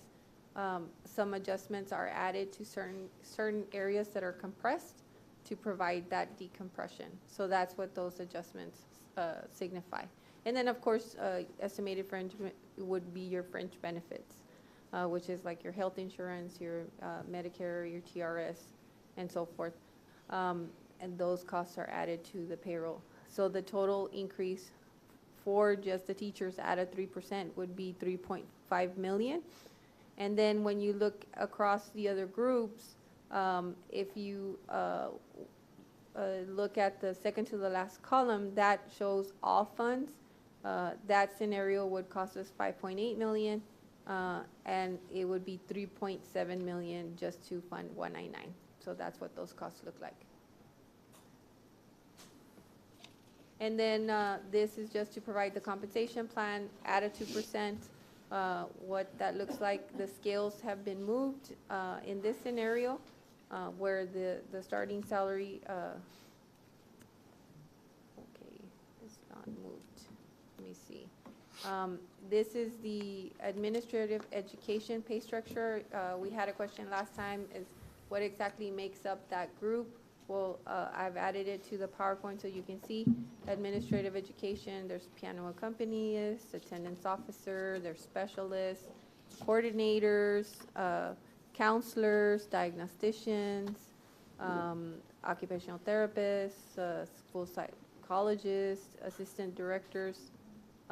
In the instructional side, dean of instruction, assistant director for athletics, coordinator, head coach, and then directors for the different curriculum and instruction departments, principal, and then more directors, and then we have some executive and associate superintendent and staff attorney. So that's the group there. Excuse me, I have a question. That's not the pay scale from the 23-24. That's for 24-25. But we just said we weren't giving anybody raises, and that's like a 3% raise. This would be under a 2% scenario. What TASB does is they upgrade the pay scales. Last year, they were not upgraded, so we're already behind. If we don't upgrade them this year, beginning salaries for any level, whatever it is, clerical, auxiliary, bus drivers, would be very, very outdated. We would not be able to compete in the job market. It would be very difficult if we don't update those pay scales. So, but if we say we're giving a 2% raise, and the average there is 3.3% raise, I don't understand the math on that. It's fuzzy math to me. What this is new people coming into the district. That's what they would get hired on, anywhere between the minimum, midpoint, and maximum based on their years of experience. That's what this represents. That does not represent the actual raise provided to existing employees. That's a whole different arena. This is if somebody were to be hired in August, then we would use the revised scales to place them at their salary, but they would not be getting the raise. So if, okay, let's just look at pay grade 10, a high school principal. Let's say that we hired a high school principal today, and they went on the high end. That difference is 5.1% difference. It's almost $7,000. So we're going to have a sitting principal on the high end making $7,000 less than someone that we're going to hire today? No, because what we do is we look at whoever is already in the pay grade, and then based on their years of experience, their salary is calculated to where, for example, somebody that has more years of experience doesn't get paid less than someone that so it's based on their experience. Okay, but even like pay grade 11, the low end, it's 10% raise, the high end, it's 13.6% raise. It is. Where are you getting the 10%? Okay, so I saw this, this weekend, and I worked over it, and I put it in a spreadsheet, and if you, so like, let's look at AM, page, I don't know what page it is. Okay, so you're at Page AM. 33. Okay, so if you look at AE 11, 11, okay. so last year, okay, let me look. So so if we look at the book that we first sent, we have everything that was yellow and stuff like that. That's what I thought was changed. But then when I went through and looked at it, no, it's not. It's like AE 11. Let's just look at, if you work 226 days, let's just, I'm going to pick, sorry, this is awkward, an associate superintendent. Last year, the low end was 1112,571. This year, the low end is, or daily rate. The daily rate is 49810. This year, the daily rate is 548.7. On the high end, last year it was 673.9. This year, it's 765.56. It's not a 2% raise. It's a 13.6%. Okay, We're talking about two different things. you look- Explain it to me then, because, and I went through, I have a massive, I went through every single AE 1 through 11 and AM 1 through 11, and without exception, every single category is, except for actually yours, you're the only one that went down, every category has a raise over 2%. It's, the average is 3.3, but there are some at 18% raise. There are some at 3.3% raise compared to, What was, so what we got this, our first draft employee compensation plan 24-25, it is totally different from this, our second draft. Totally different. Yeah. What was the midpoint for last year's on the associate superintendent on pay grade 11? What was the midpoint? So on AE 11 last year, The midpoint, yes. let me tell you, let me get back to that page. So AE 11 last year, the midpoint It's a salary is 132,436. It's not a rate. What is the midpoint? The midpoint was 132,436. No, but you know how the daily rate says 657? Oh, the daily rate, the midpoint was 586. 586? Uh-huh, Even? uh-huh. And this year it's 657.13. Okay. And these are hiring scales, basically what it is. And they're based on, TASB does a market analysis, and then that's how they recommend the midpoint and maximum. So let's say somebody, let's say you're working at the mid right now, but now we move the scale. So now that your mid is now much higher than it is. Do you get a raise? No, you get the raise, you get the general pay increase. Based on your years of experience. There's. So you get that plus the 2%? No, No. you just get the 2%, Right. based off of the new midpoint. What was last year's midpoint total? 132,436. 130, not 148? I have 148. This year it's 148. That's why I'm saying And it's last year was what? 132. That's why I'm saying it's a $15,000 difference. And through all of them, AEs, AMs. I can. So I went through all, let's say, 50 of them and divided them and did the math, and the average in the minimum difference is $2,207 raise, and it's a 3.3%. The medium difference is $2,716, and the average is a 3%. In the maximum difference, it's $3,098, and it's a 2.9% difference. So my question is do you get the 2.9% and then an additional 2%? So everyone in admin? What And would you AE's do? gonna get- What would you do to give a raise? And that's what I was trying to figure out, because TASB does these calculations. But to give a raise to an employee, you get the midpoint. In this case, you get the $657.13. That's the midpoint. Right. You take 2% of that, because they get 2%, with a 2%. you're going to get an amount. That amount now is multiplied by 226 days, and that is a raise. So if we look at the midpoint from last year, I'm going to go with last year's midpoint. The midpoint was $586. If you multiply $586 by 2%, you're going to get $11.70 or so. Then that is what the employee is going to get a raise per day. And you multiply that per day, $11.70-something times the 226 days. So that employee is going to get a raise of $2,648 raise. That's the raise they're going to get. You always give raises by the midpoint times the percentage times the days.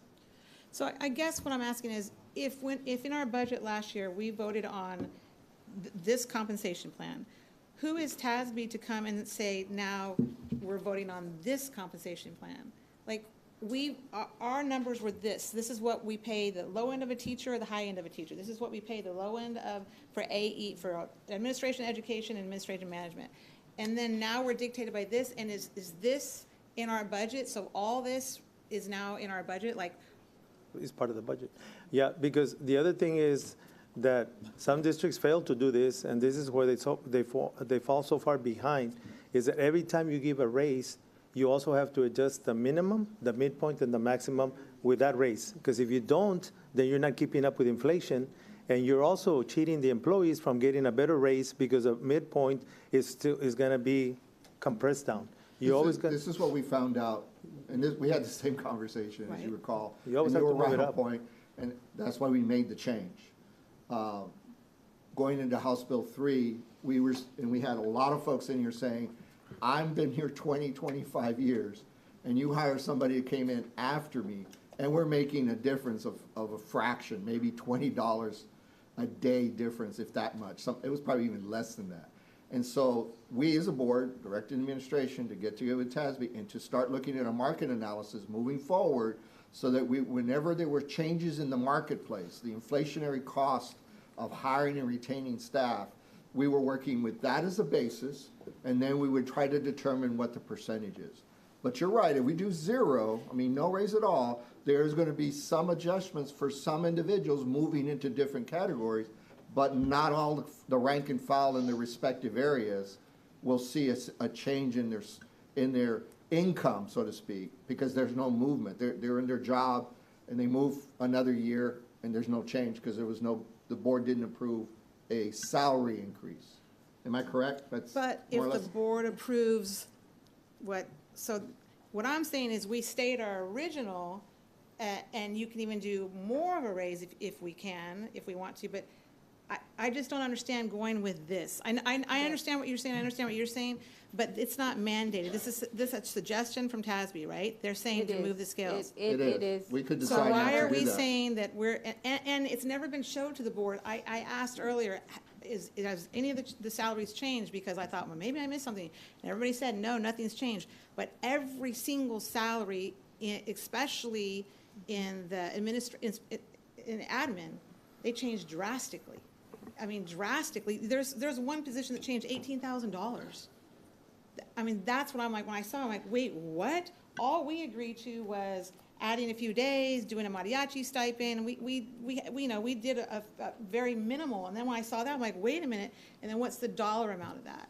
That's what I'm saying. It just needs to be very transparent to us. And this doesn't feel transparent. I'm not saying you're not pulling the wool, but the way it's explained, it needs to be explained in a manner to where everybody understands it, trustees and the audience, because when I see this and I see people 10% raise in these different levels and stuff, and it's not even, we're not making that decision, we didn't vote on it, that's just kind of not, I don't want to say hidden in the budget. Well, it is. It's hidden in our budget because it wasn't brought to our attention that TASB's making this recommendation that we level up or we right side or whatever you want to call it, but we didn't say that. We've never talked about it. Not yet. No, we've never talked about it, and we would never talk about it. We're voting on it in a couple of weeks, and it's just kind of in there, and we're supposed to know that, is what I'm saying. It's actually something that the district does every single year. Since I was here 28 years ago. In my previous district, it's the same concept, the same process. You give raises, I want to repeat, you give raises, the 2% based on the midpoint. You go by everybody's midpoint. Everybody has a different midpoint. So you take, in this case, 2% of midpoints, depending on the category you're in, and you multiply that by 2%, and then the number of days that that employee works, and that's the employee's raise. And it's going to vary. Somebody's going to get 2,600, like the example that I just did. Somebody's going to get 1,200. Somebody's going to get 1,600. It all depends on their midpoint. But we just raised their midpoint. Well, you have to, because otherwise you don't keep up with inflation. But who says you have to? I'm not, just what I'm saying, I'm just being devil's advocate. Who says you have to? Because okay. you're raised, so you didn't do that to the teachers. You're not raising Yes, the they teachers. move. Yeah, we They- are. they We- move. we are. Everybody And then on moves. top of that, you're giving We- 2%? we Or are that's their move- 2%? Okay. See what I'm It's saying? because I think there's a confusion here. There's two separate groups of employees. The scale, this chart only applies to current employees for the basis of calculating their raise from the midpoint.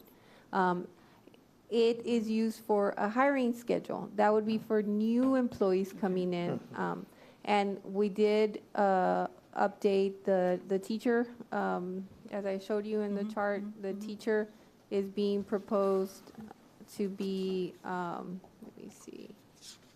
It's in the schedule. It's 54,000 is what that, so the teacher hiring rate as well as the other hiring rates are getting updated, refreshed, which is the process that happens every single year.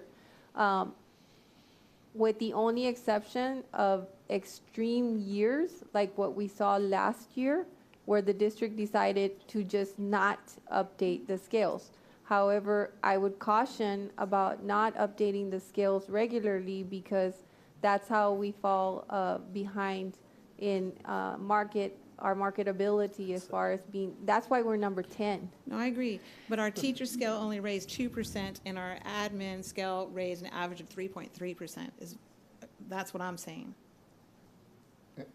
If we wanted to, if the board so wanted to, we could make alignments or decisions regarding the various aspects.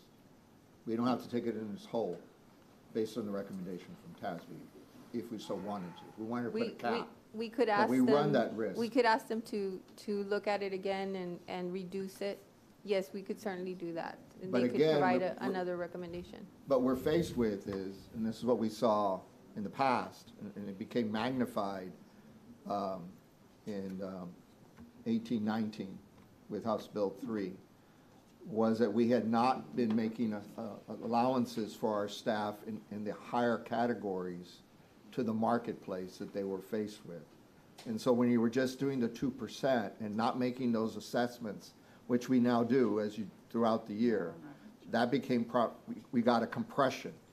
And I know it's a little bit different from what we're talking about here, but once we start moving with elements of it, then we're no longer, for those elements, whatever it may be, whether it's admin or teachers or librarians or counselors, we're going to be worse off in competing for those positions. See, right now you're showing it across the board. I guarantee you there are going to be some in those areas that were maybe a little bit better, but probably some that will be less than the 10th percentile. Yes, like for example, if we go to the auxiliary scale, our pay grade 1 is recommended at $12 an hour. We have some districts that are close to 15 already. And they started that last year at 15. Well, correct, that they started paying close to $15 an hour. So That's atrocious. Yeah, we need to fix that. Well, yeah, that's something that Auxiliary. several of us called for last year to make that, and I was hoping this year we could, and here we are. And they're probably going to move the needle again, because some of these schools are coming well, after they us. do. That is the process, to update the scales every You year. gotta move it up For the most with part. raises.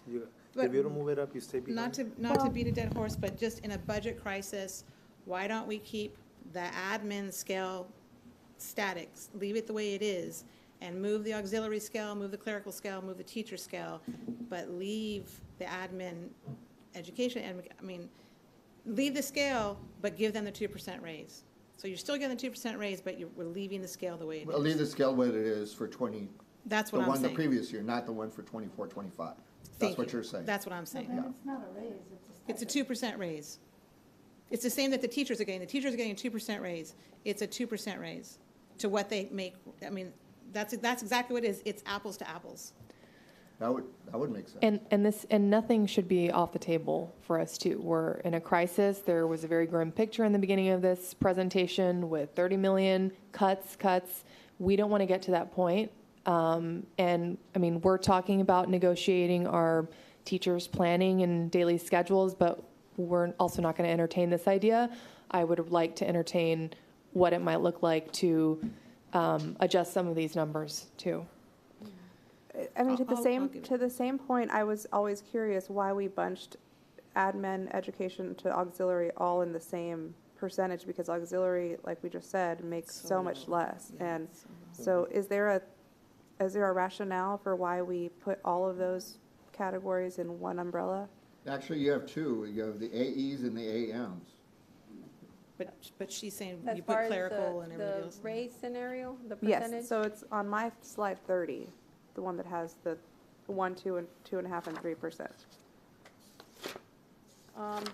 Those just were, Planning amounts. yes, they're, as far as race scenarios, you can do numerous types of scenarios, but traditionally, what's been done has been a percentage across the board, but certainly we could do something different if the board desired to do that. However, the only thing that I do worry is about the amount of time that it takes to come up with all of these changes, because we are getting close to closing the budget season. So I know 1 year the legislature required us on the teacher scale to tier them based on the years of experience. So that has been done. It's just a matter of preference. I have a quick question. So teachers or staff who have been here forever, they could still be, or some of them are still earning below the midpoint. So explain to me how teachers or staff who have been here for 3 to 4 years, some of them are above the midpoint. It's based on their years of experience, if that's the case. So what happens for people who have been here for 10 plus, 15 plus years, but are below the midpoint? If the strategic adjustments that are listed on there, TASB goes in and does some adjustments based on market value. I can't say that it's to every employee, but they go in, they look at our file, and they see where if there's a position that's misplaced or miscalculated, they'll recommend an adjustment. So that's what those adjustments are for. Yeah. Is there an adjustment for furthering their education? Like, you've got a teacher that's got a bachelor's degree, goes to school, gets a master's, or maybe even a doctoral degree? There are some stipends that do provide that. However, that's not across the board. It just depends on the stipend that's set up. But like, for example, if you had a secretary that went and got her bachelor's degree, she's not going to get additional money because of that. But she would be able to qualify to apply for higher positions. Okay. Could you clarify on the years? Because I've heard two different variations. So it's years with the district and some is years cumulative, all districts.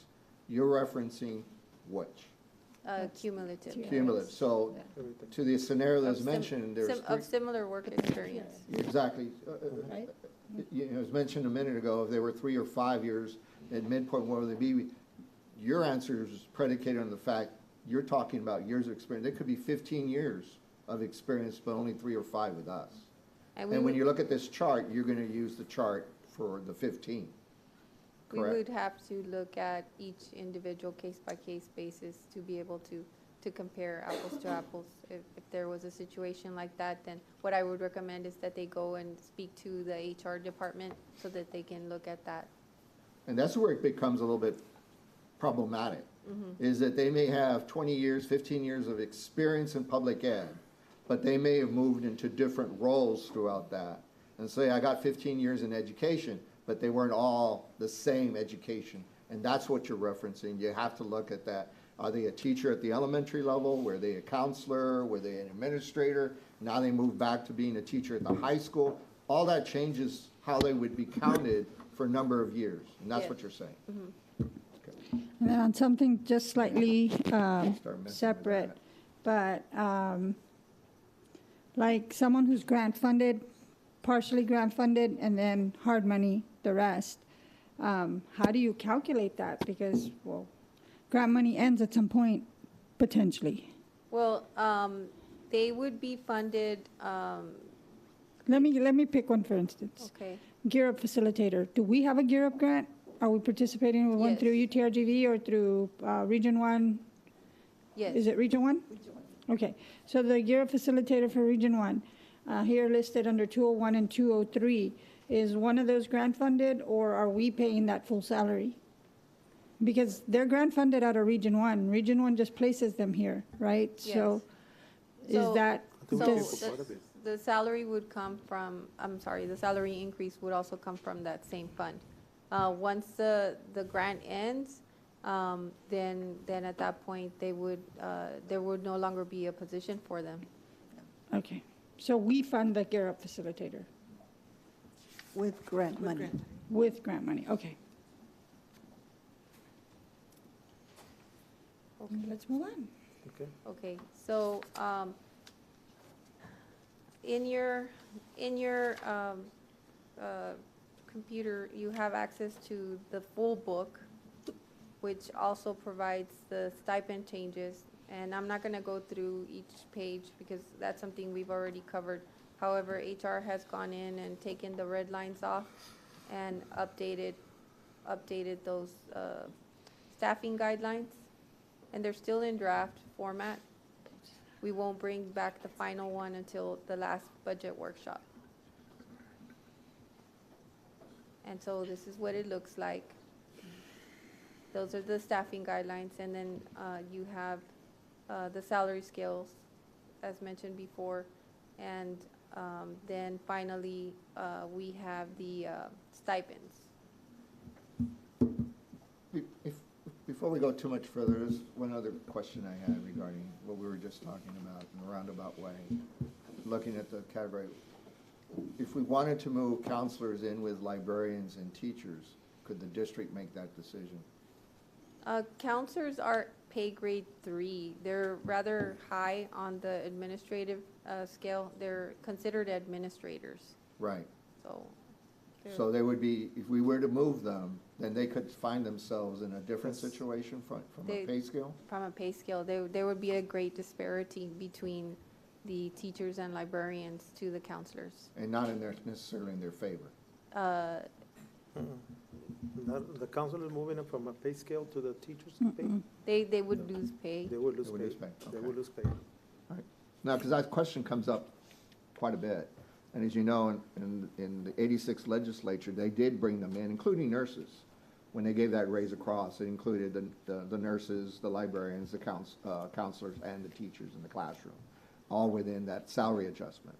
And then as time passed, they dropped off. So there was a reason for it, is what you're saying, and to change it may not be to their benefit. Well, that was for the purposes of allocating state funding. Right. But the pay scales is something different, and they are considered administrators, so that's why their pay is a lot higher. Okay. And they would be lumped in the various categories accordingly. Yes. Gotcha. Thank you. Sorry to interrupt. Can we make sure this link is also accessible to the public? Is that possible? Because I can't access it on my presentation. I know we have it in our board files, but is it accessible to the public? We can make sure of that. Okay. So going back to the presentation, Yeah, mine doesn't. What page are you on now? I am now on I was on page 39 44, on ours. and I'm moving on to page 45. At this point, I'm going to transition this to Ms. Nino, but before I do that, I wanted to ask if there's any more questions on the parts that I've presented on. Good work. Thank you. Okay, thank you.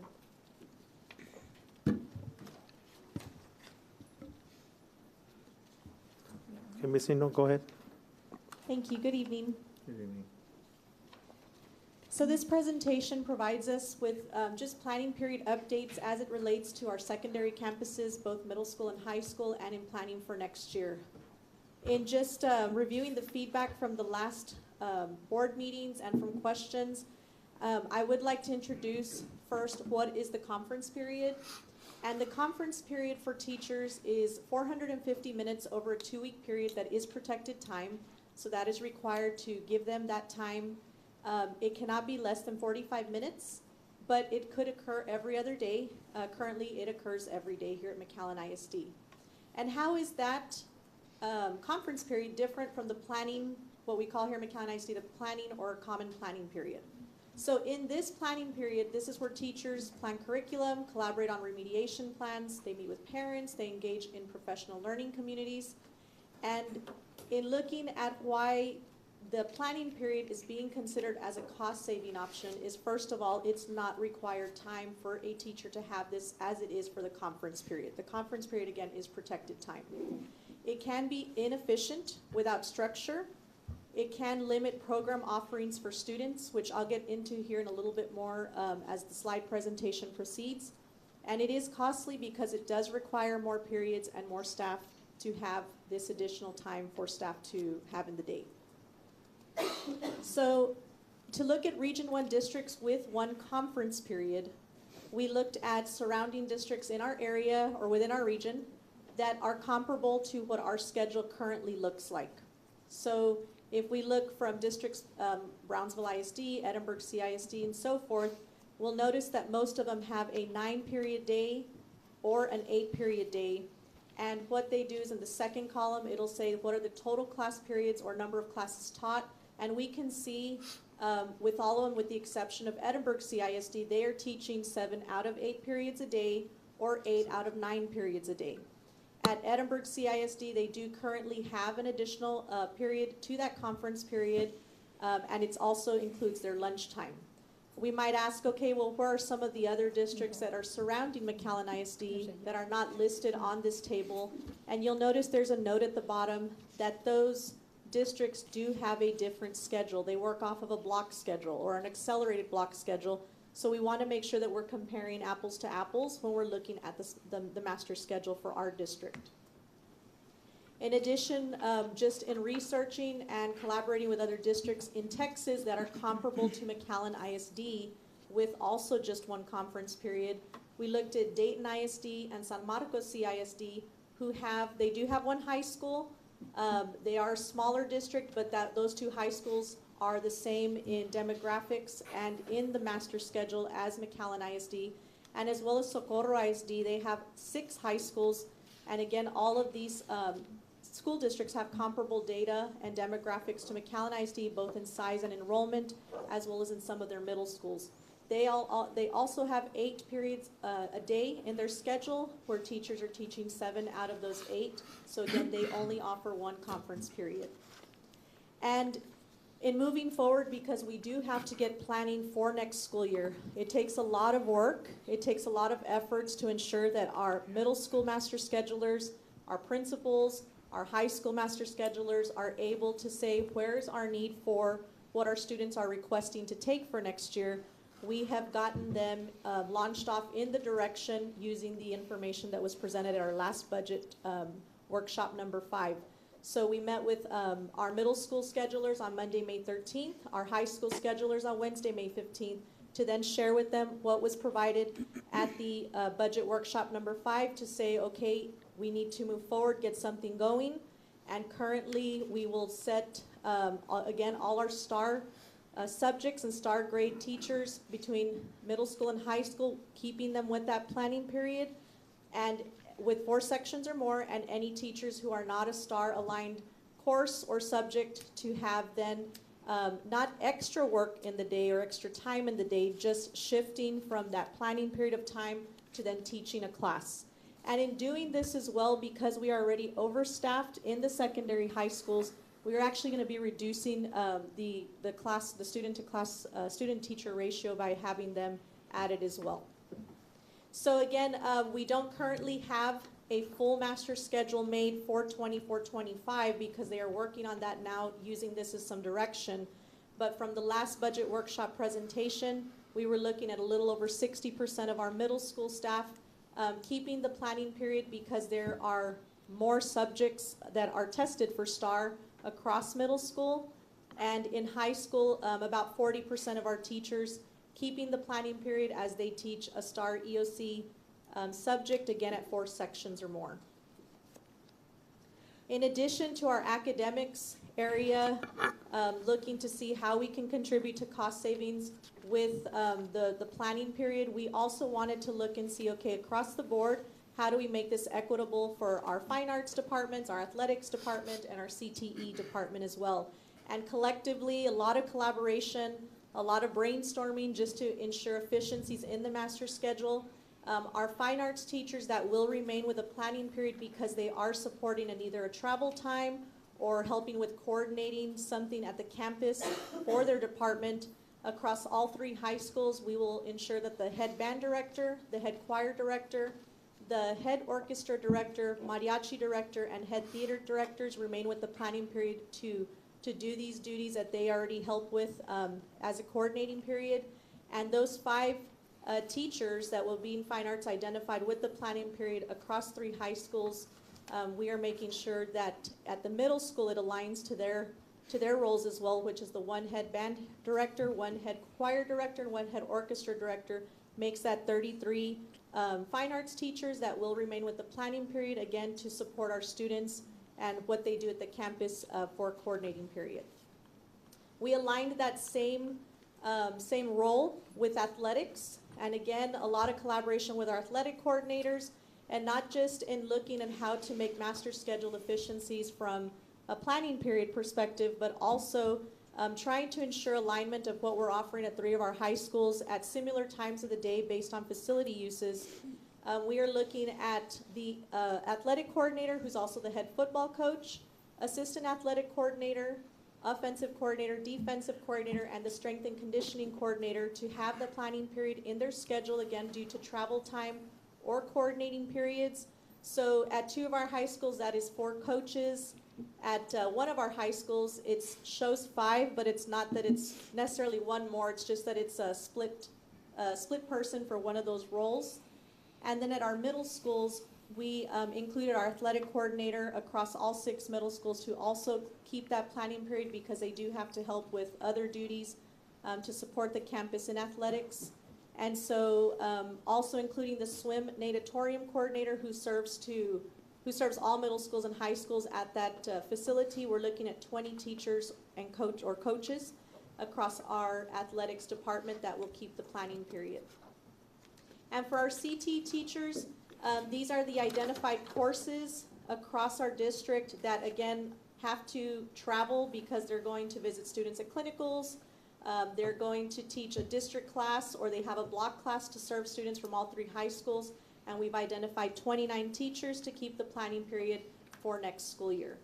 So overall, we adjusted that exception of teachers that do not have a STAR subject or STAR EOC course, which is identified in the red box there, to be about 82 teachers. And in combination with the 440 teachers that will have 4 sections of a STAR EOC or STAR subject course in middle school or high school, we're looking at right around 60%, a little over half of our staff in secondary, keeping the planning period and moving forward. And at this time, I'd like to introduce Ms. Karen Dooley from TASB, who is joining us virtually, so she can give us a thorough explanation on these next few slides of how that translates into the cost savings of the planning period. Thank you, Ms. Dooley. Thank you. And I don't know if there's any way, can you share the screen with me on the screen that I'm looking at by chance? Whoever has the computer that has me remote in, it's across the room, and I don't have the actual PowerPoint, so I'm trying to see if I can get a copy of that screen that I'm talking about here. I've got the report pulled up because many of these slides were in the report. If you had the opportunity to review the report after I had done the staffing presentation, then you will recognize these slides as they pertain to secondary staffing. I think, Ms. Dooley, we're getting a technician to see if We're getting we can give you connected, the. Ms. Dooley, so you can have that shared on your screen. Thank y'all. Sorry about that.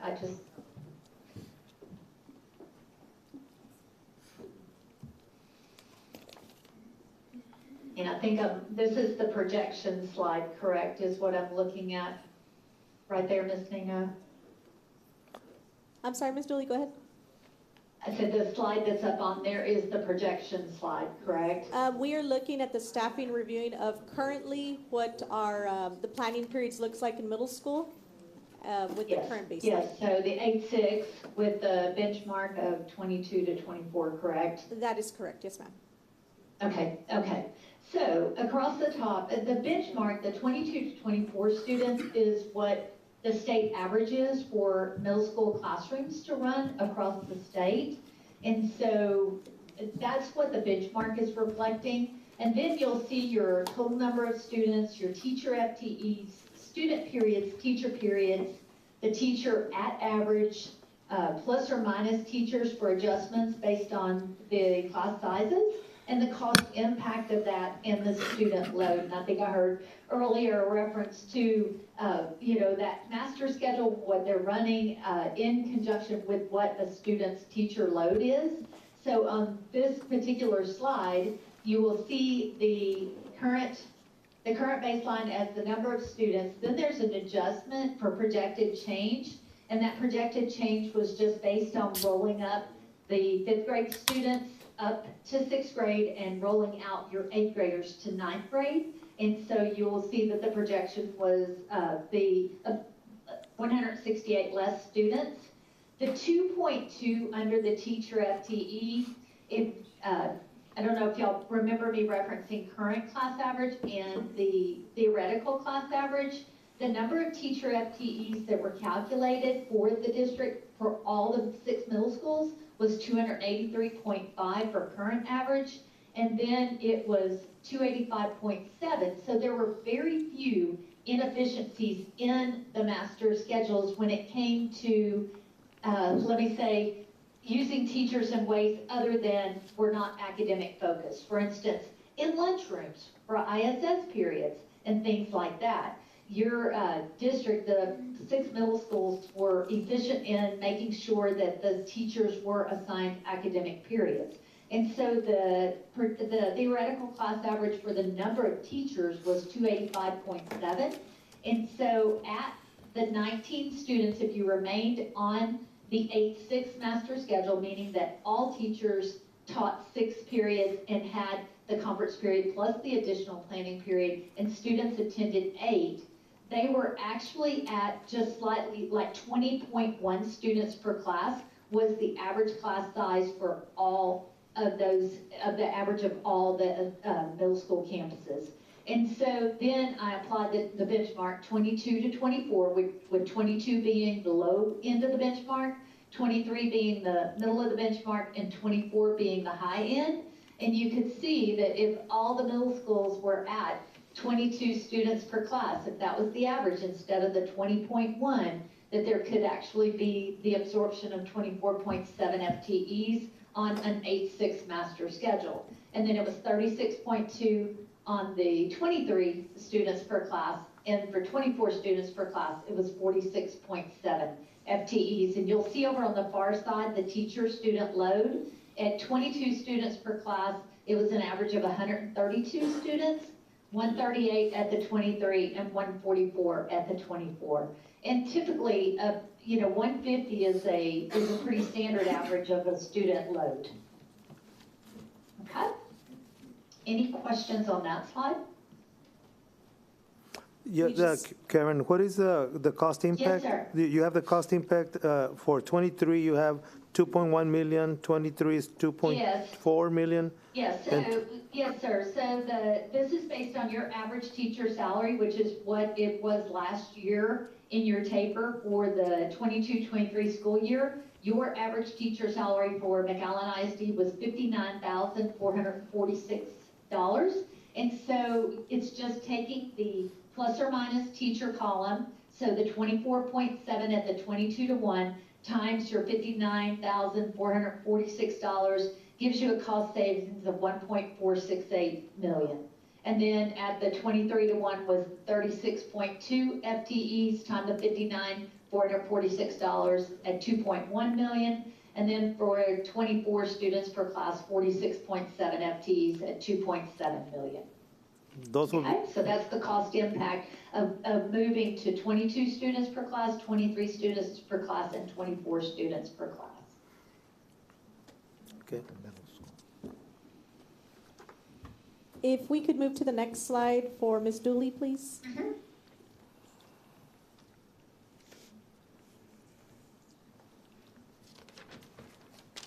Okay, Ms. Dooley. Okay, so this next slide is taking that 22 class average at 24.7 teacher FTEs and saying if we move to a 22-to-1 across all 6 of our middle schools, how would that 24.7 be distributed between the many middle schools? And so you can see that the least amount of or actually additions would need to go to Cathy Middle School at 3.8 FTEs, where 12 FTEs is what Brown Middle School could absorb. So if you were looking at who's more generously staffed, it would be Brown Middle School, and less generously staffed would be Cathy Middle School. And then the rest of them fall in between that, where there could actually be absorption at 3 of the middle schools, but additions at 3 of the middle schools. I have a question, if I And could. that gives you your 24.7. Yes, ma'am. I'm sorry, this is Trustee Aliceta. When you say the teachers, teacher periods, are you including in there band, choir, all that? Are you including, is this just core teachers? Because if you're including that's a great, band and yes, that's a choir and all great that, it's question. very skewed. Yes, this is everybody but your dyslexia teachers, special education teachers, and also your ESL teachers. Okay, so it's everybody else. So your core are in there, math, science, social studies, ELAR, as well as any of your electives, band, orchestra, choir, art, any of the, fine arts or athletics that you may have. All of that is included in here. And we know that some classes may run higher than the 22-to-1. We know some classes may run lower, especially when you get up to the high school, because of like CTE, some classes cannot have more than 15 students in there just because of the sheer fact of the machinery that they're using and so forth. But then we know that we may have 35 students in a choir class, if that makes sense. And so it balances itself out when you look at the average. I'm going to argue that doesn't work, but. Great question, though.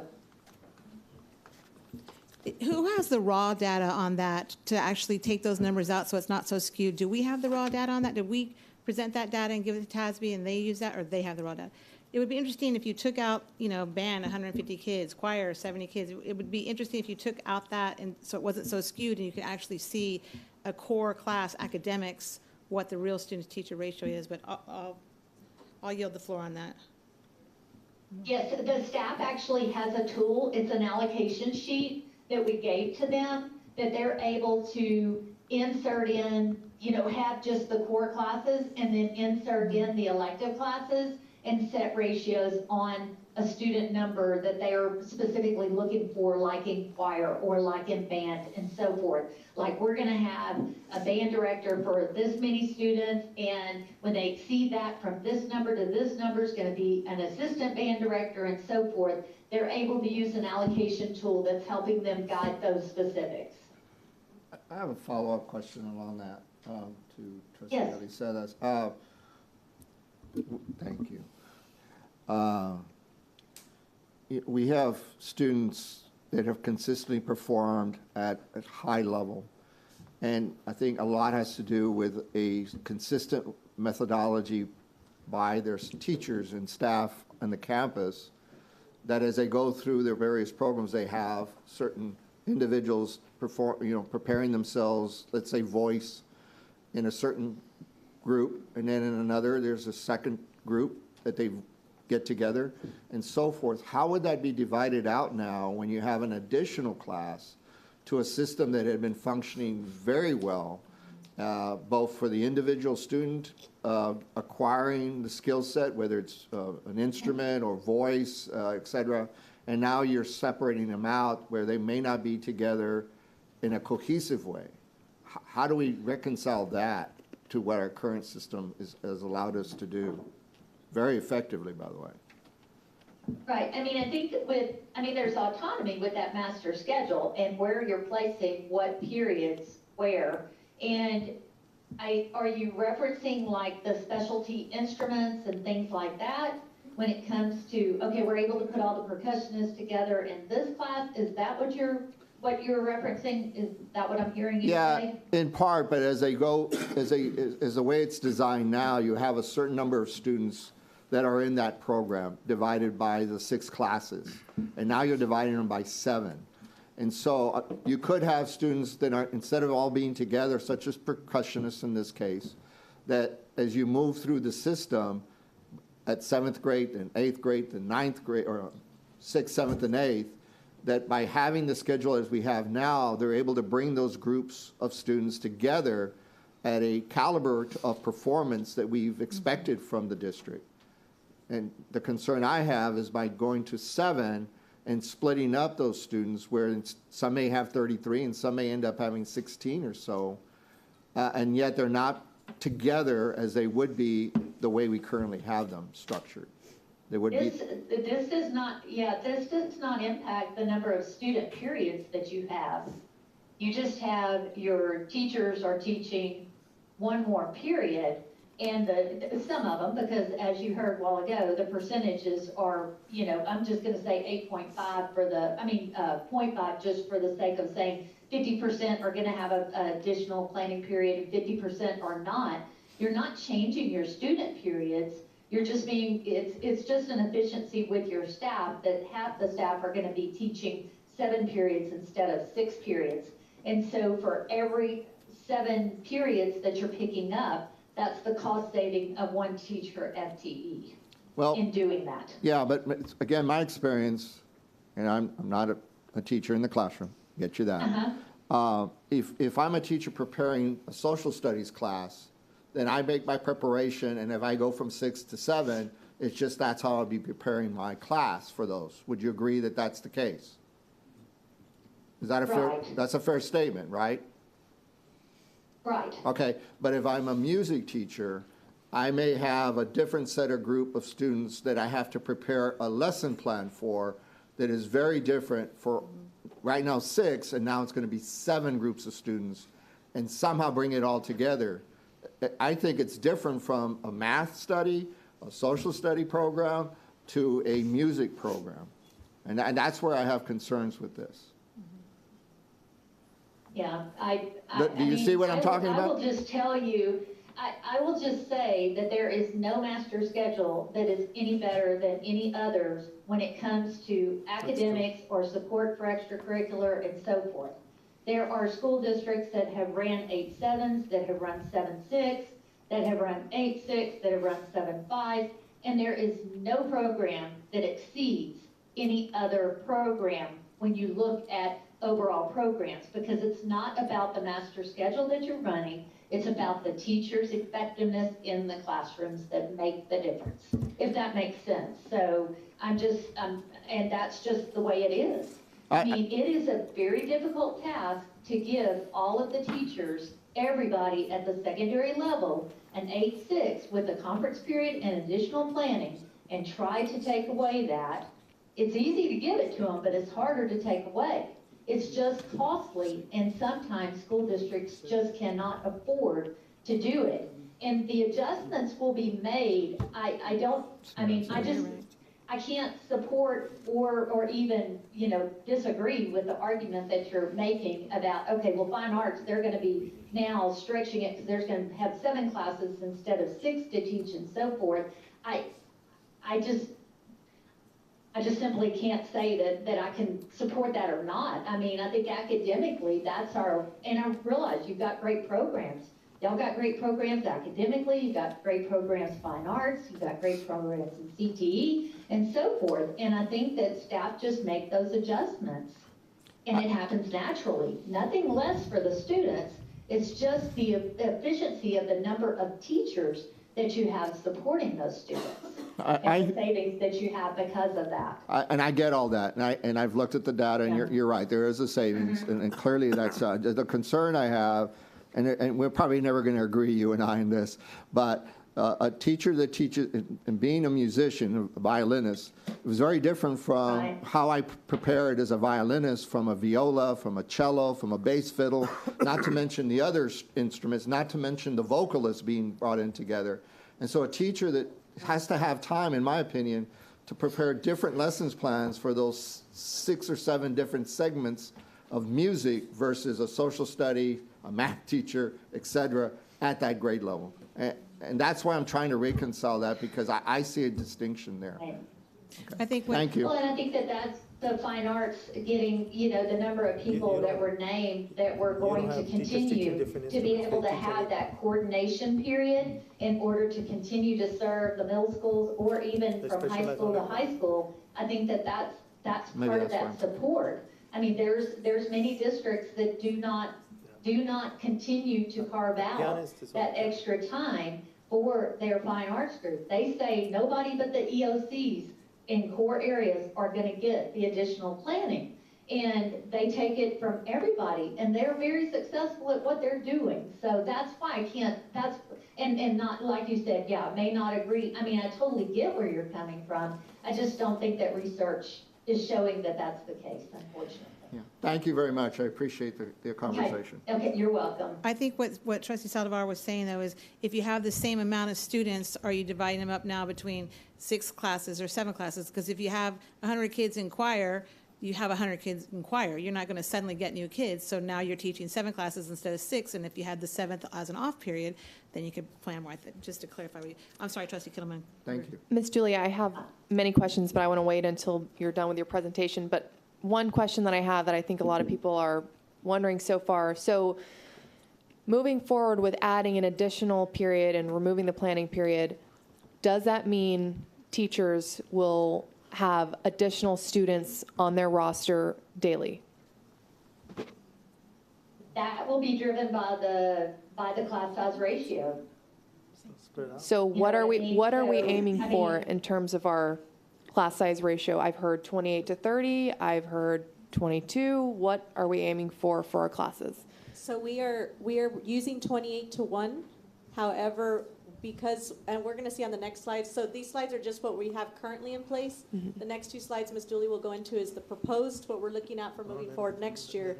We have a lot of teachers extra that those additional sections will not be, a lot of those sections will not be at 28 to 1. We're just doing our best to show that the efficiency for the schedule is there. And even today when we're sitting in staffing, even at 17 kids to a class, 16 kids to a class, because there's more teachers to students at this time in both middle school and high school. But that's a very real reality for our teachers if we move this direction, that they will have an additional 28 students per day. It depends what they're teaching, and it again depends, again, based on the enrollment of the campus as well. So But it it's a- wouldn't be it's a streamlined. possibility. Yeah, I mean, you would say Right, it's the 10 same to kids. 20 kids more. Again, just depending on the enrollment at the campus, what the subject is, or what the grade level is, et cetera. But not necessarily new students, right?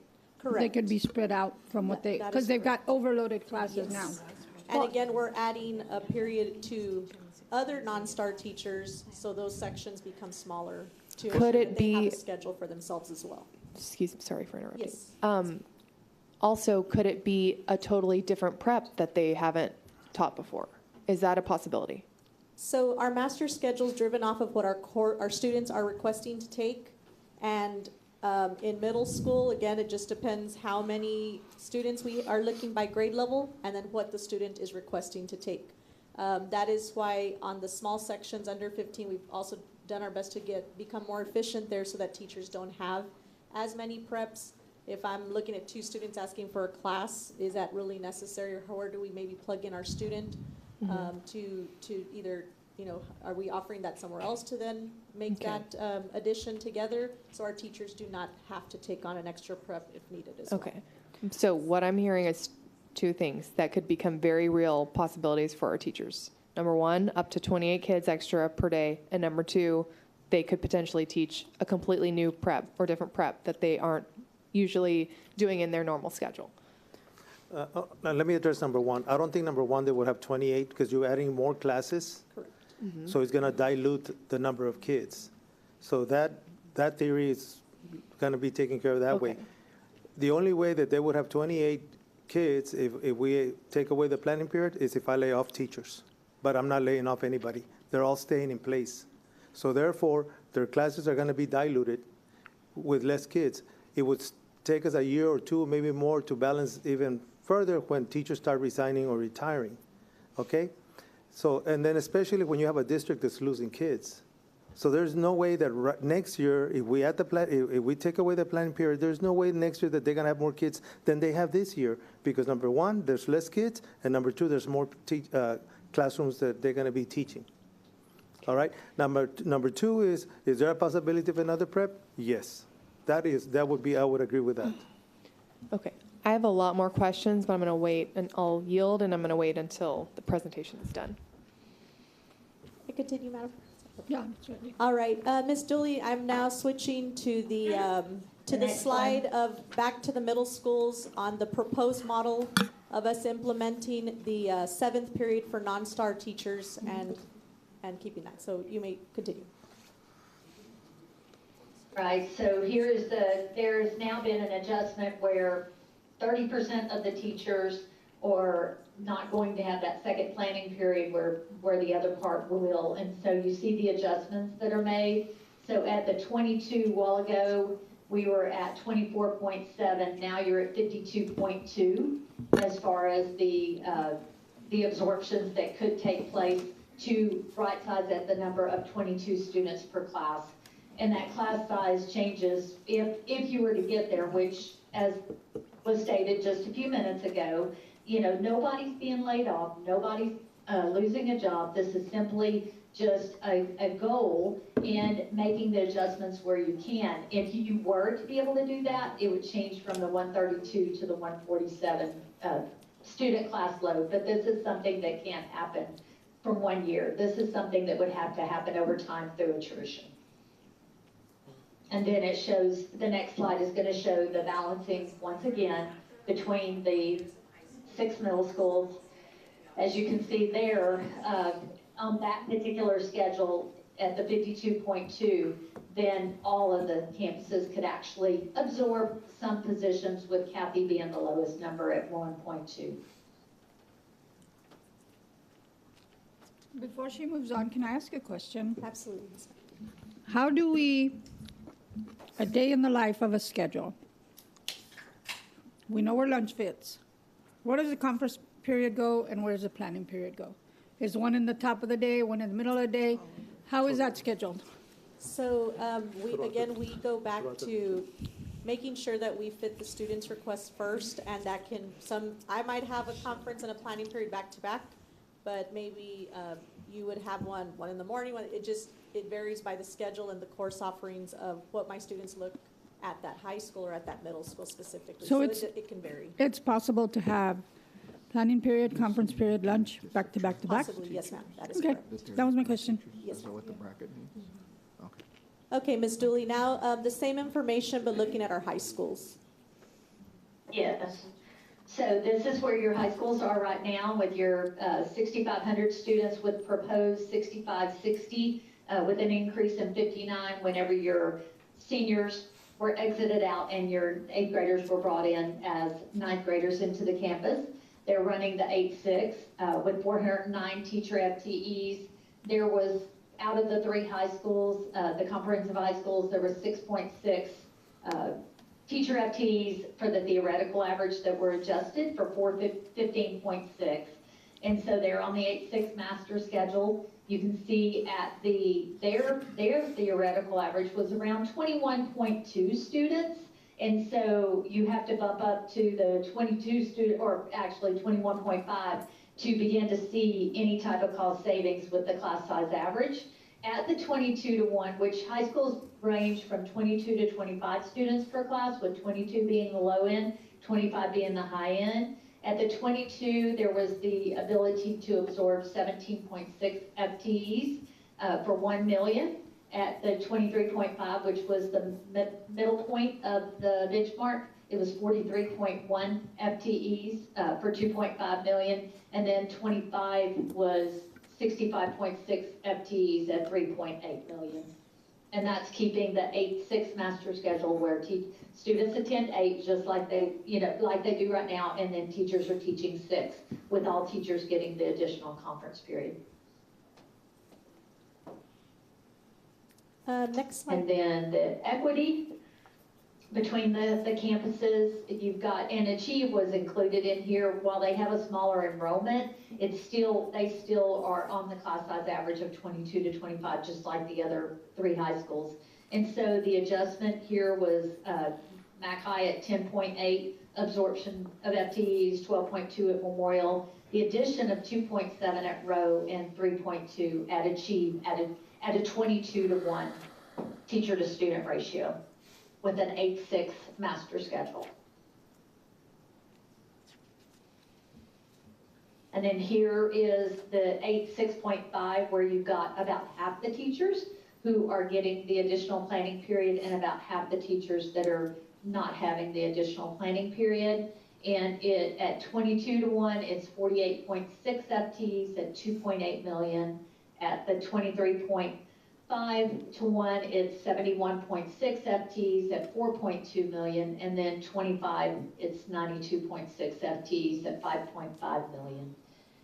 And the reason, I'll just state too, the reason why, and I think this was alluded to a little bit earlier, where, your teaching staff is representative of about 50% of your staff, your total staff in your district. But when it comes to your payroll costs, they are representative of about 65.6% of your total budget. And so that's why a lot of times there is ability just within master schedules and looking at how many sections teachers teach and so forth in order to generate cost savings if a district is needing that. And, a lot of times I heard earlier, and, one of the speakers, let's look at our central office, let's look at, this area, that area. And I will say that I think the district has done a fine job of leaders have tried to look across all the areas. It's just, this is gonna be the most representative because it's the biggest group of staff within the district. And so that's why a lot of times it looks like it's a big number, but that's because they're 50% plus of the staff. So if we stay on page or slide 58 and slide 62, if we were to stay the way it is, 8-6, and do the ratio of 22-to-1, we'd have a cost savings already of $2.5 million if we did nothing. If we didn't change the periods that a teacher teaches through the day, the amount of sections that they teach. That's right. That's the way I'm reading it, right? You save $1,046,000 with one, and you save $1.4 million with the other. So we're already going to save 2.5 right now without changing the amount of classes that they teach a day. That's the way I'm reading it, right? Mm-hmm. And that's Page 58 and 62. So if you change the teacher ratio to 22-to-1, and you get rid of the 1.4, right, at the middle school. Right, so it's a total of 42 teachers, right, reducing it by 42 teachers. That's a cost savings of $2.5 million, and everybody still teaches 6 classes a day. Just throwing it out there. Wouldn't that require us to release 42 teachers? Like, what happens to But continue with attrition. Through attrition. If through attrition, you just start to, and just keep it the way it is, the amount of times they teach, and I'm for, like Trustee Kittleman said, it's not about the time. I mean, you can increase the length of classes. Instead of a 50-minute class, you can go 65 minutes a class. I mean, it's not about the planning period and the conference period. It's about how many students a teacher teaches a day and how much time they have to, so we could add more minutes to those periods. If they only teach 6 periods a day, I don't think that they would be opposed to adding. I just don't understand the idea, and I'm, like I told Trustee Kittleman earlier today, I don't know education in the classroom. So forgive my ignorance, sorry. So forgive my ignorance, but I don't understand how we're talking about 28 to 30 more students when we have declining enrollment. We don't have more bodies. So it's not going to be 28 to 30 more students. Or is that, I mean, am I misunderstanding? No, and again, even when staffing with our schools right now, it's, they're thinking, okay, right now I've lost a teacher, so I need to fill one. but we're running numbers even at lower, Yes, adult in some cases, of openings. 28, and they're overstaffed already. And that, you know, that's the picture here, I think, is what Ms. Dooley is saying, is even at that cost savings, we still have two issues. We have the issue that we're overstaffed already over years of having, just adding staff and adding staff and adding staff. And while we will have that over for attrition and work that down, the other part to attack the plan, so to say, is that we need to ensure that we're not continuously to add staff, because you will with having the planning at the conference as well.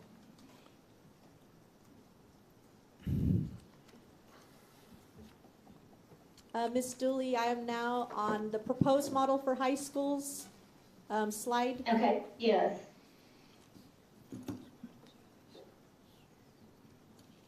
So here was I think we did that one, the 6.5. Oh, yes. So that was just adding that's the end of course plus the fine arts teachers and so forth. And then here's the balancing out of that, where Achieve would still need 1.2 teachers to get to the 22-to-1, and the other 3 high schools could absorb 41, 47 positions. That. Any questions for Ms. Dooley? Any other questions for Ms. Dooley? I have a few questions, just starting with the comparison data of other districts. How was that data pulled? When you say It's from the taper, from the 22-23 taper data. Okay, Is where we're getting the campus comparisons. I either called or I contacted each of these districts just to see. And I think that if there's a message that, oh, this is very normal, that other districts do teach 7, what I found after contacting... Oh, you're talking about the master schedule? The master schedule comparison is what you're talking about? Not just the local peer comparisons and the state peer comparisons? You're talking about master schedules? I'm talking about the Region 1 districts with 1 conference period. Yeah, I gave the data from districts that I know that we did staffing reviews for, and then I think the district did the calls on the other, in the other districts. I gave the ones that I knew where I had master schedules for. That's correct. Okay, this might be a question for both of you then. So Harlingen CISD says that they have 9 total and they teach 8. And when I looked into it, Harlingen runs off of a block schedule. So they have 90 minutes a day for their planning conference, and then they teach 4.5, or that's what their schedule looks like. The only 2 districts that teach 7 classes a day are Mission CISD, and that's only their non-core teachers, and they only have 45 minutes each period. We have 55 minutes in McAllen ISD, and Brownsville that starts their school day at 8:45 and gets out at 4:15. We run from 8:15 to 4:15. So my point is, there is no district here that teaches 7 schedules from 8:15 to 4:15 per day that has a starting salary of $52,000. And I want to say that because we have to remember the context that there's no other district that is doing this or has this approach with teachers. And like I said in the beginning, I am for this removal as long as we don't tack on an additional period, because we don't have to.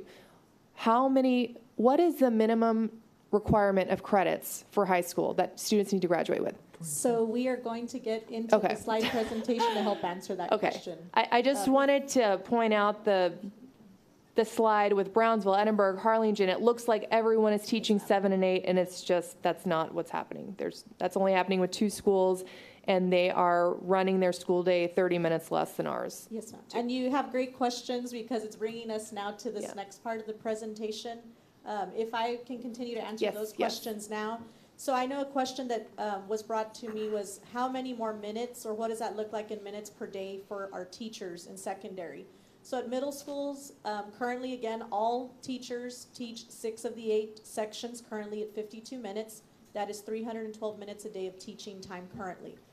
Moving forward next year, again, our star grade subjects in middle schools would do 6 sections still, 51 minutes at 306 minutes, and our non-star grade subject teachers would have 7 sections at 51 minutes, which is a total of 357 minutes in the day. So this is already their work day. They're, again, just going to add on that class of students in changing what that section now looks like. So it's 45 minutes of their day where they're going to be serving our students in that section. In high school, currently our teachers teach 300 minutes a day, 6 sections at 50 minutes. Next year, again, our star grade subjects will continue with that schedule. And at our teachers at our non-star grade subjects, that is 7 sections at those 50 minutes, which is 350 minutes. So again, 50 minutes of that day will be where they're serving students in that class.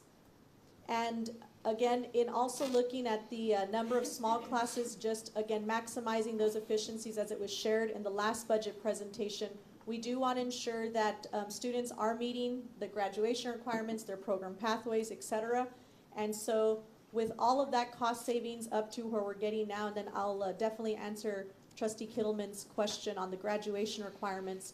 We've now that we've gotten the teachers that are non-star teachers that still need the planning, as we looked at in CT, athletics, and fine arts, there's a difference of the teachers that will not have the planning at 374 teachers. Again, like Ms. Dooley shared earlier, and dividing that up by 7 sections per teacher, and we're looking at 53 teachers needed less at a base pay of $55,000. That's $2.94 million. In addition of just being more efficient with those small sections under 15 of $5 million.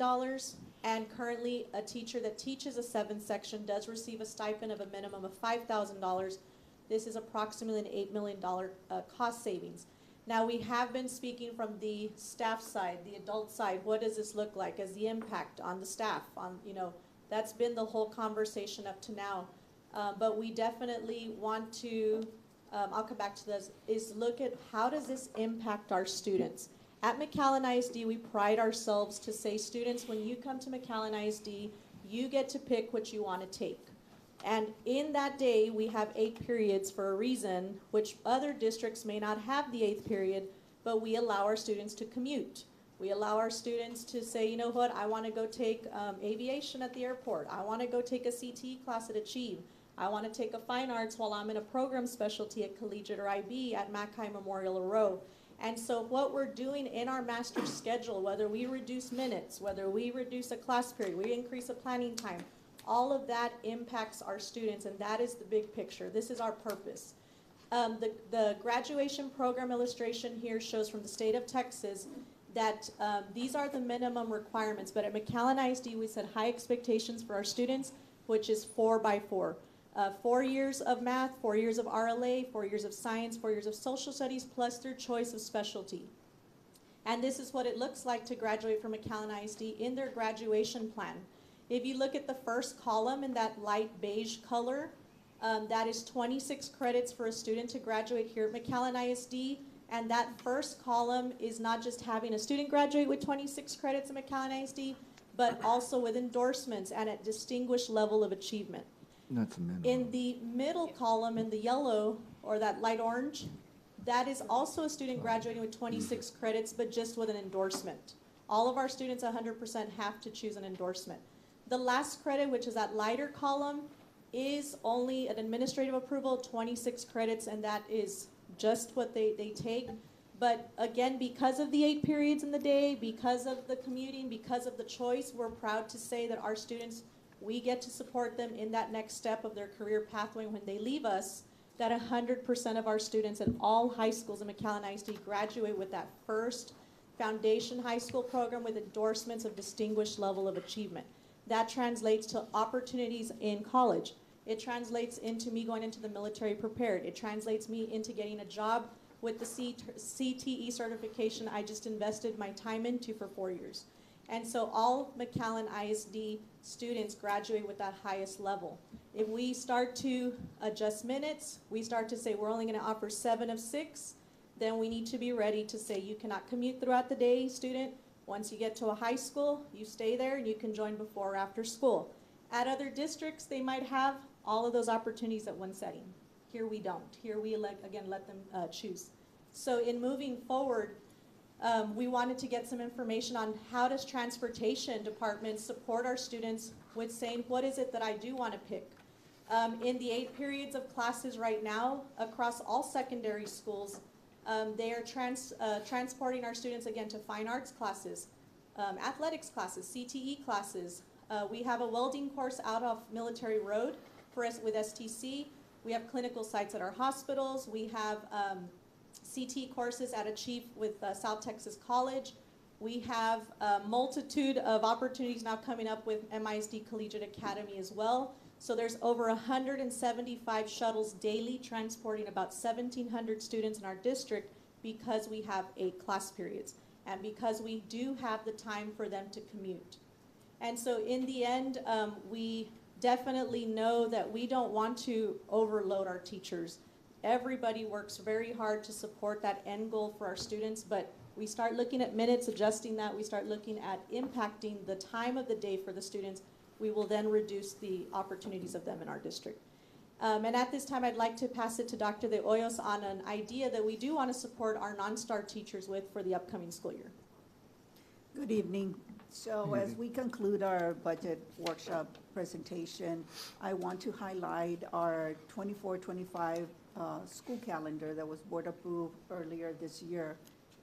When we created the calendar, we strategically embedded 5 half-day planning days throughout the calendar, 1 in each of the 6 weeks, 5 out of the 6 weeks that you can see there noted in orange. So during this time, teachers will have the opportunity to do their planning. That's about 240 minutes per 6 weeks. Again, 5 out of the 6 weeks period. A total of 1,200 minutes that teachers will be utilizing that no other year we've had that for teachers. So I just want to, highlight that. Also, there's conversations in where that other half-day, we can look into buying the half-day planning, that we've done it before in other years. What do I mean by that? That we could look at the teachers that are not going to have a daily planning period. On one of those Fridays that we have half-day, we will get a sub for that half-day, and the teacher will have the planning all day. But those are conversations that we're still discussing, and we will be discussing with administrators and see how we can increase the planning time for teachers. And what does that planning time look like? Like, let's say they get a half day. Like a half day is not a lot of time, right? Right. So, let's say they get the whole day. You get a sub, they get the whole day. What are they gonna do this? Plan as a team? Yes, and those are conversations that we'll be having with administrators on what is the best way for teachers to utilize that time. The ideal time or format will be that they use 2 hours to plan with their grade level and 2 hours with their content. Couldn't you do, just throwing it out there, and please don't anybody get mad at me, but if you're gonna do the half day for planning, can the other half day be curriculum writing? I'm sorry. Curriculum writing the other half day. The only reason I say that is because we have teachers come in during the summer to do curriculum writing, and they get a stipend, and that's all fun, but that's time they could be at home, right? Relaxing and doing whatever they need to do if you embed curriculum writing during the year, and then they don't have to do curriculum writing in summer. Just an idea, think it over. I don't need an answer. No, definitely, we can look at all different options, and we get feedback from our teachers and our administrators. Curriculum writing in the summer, it's only a selected few teachers that it doesn't impact the whole group. And then it's very intentional, and then we have it ready for the teachers to be able to roll it out and utilize it throughout the year. But we can definitely look at any other ideas. And also, if I may add, Madam Secretary, the seasons of our school calendar change as far as what needs the students have throughout the year. So those could shift based on what our teachers are needing to plan with at the end of the 6 weeks or what they're getting ready to do. So we would definitely want to get their feedback on what do you want your half day to look Yeah, like, no, so I that the just- administrators can support. but That's what I just a little said, extra I don't need a information. response, I just wanted to, something that popped in my head. Absolutely, yes. And before the concluding slide, I did skip over quickly, but I didn't want to do that. I just wanted to show you the bell schedule for next year for middle school.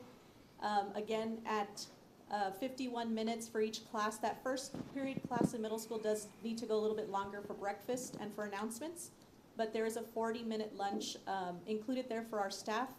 And also for the high school bell schedule, here is that those times proposed at 50 minutes per class. Again, second period has 5 more minutes to ensure that our students eat their breakfast and campus can share announcements, as well as embedding a 40-minute lunch period for our staff as well.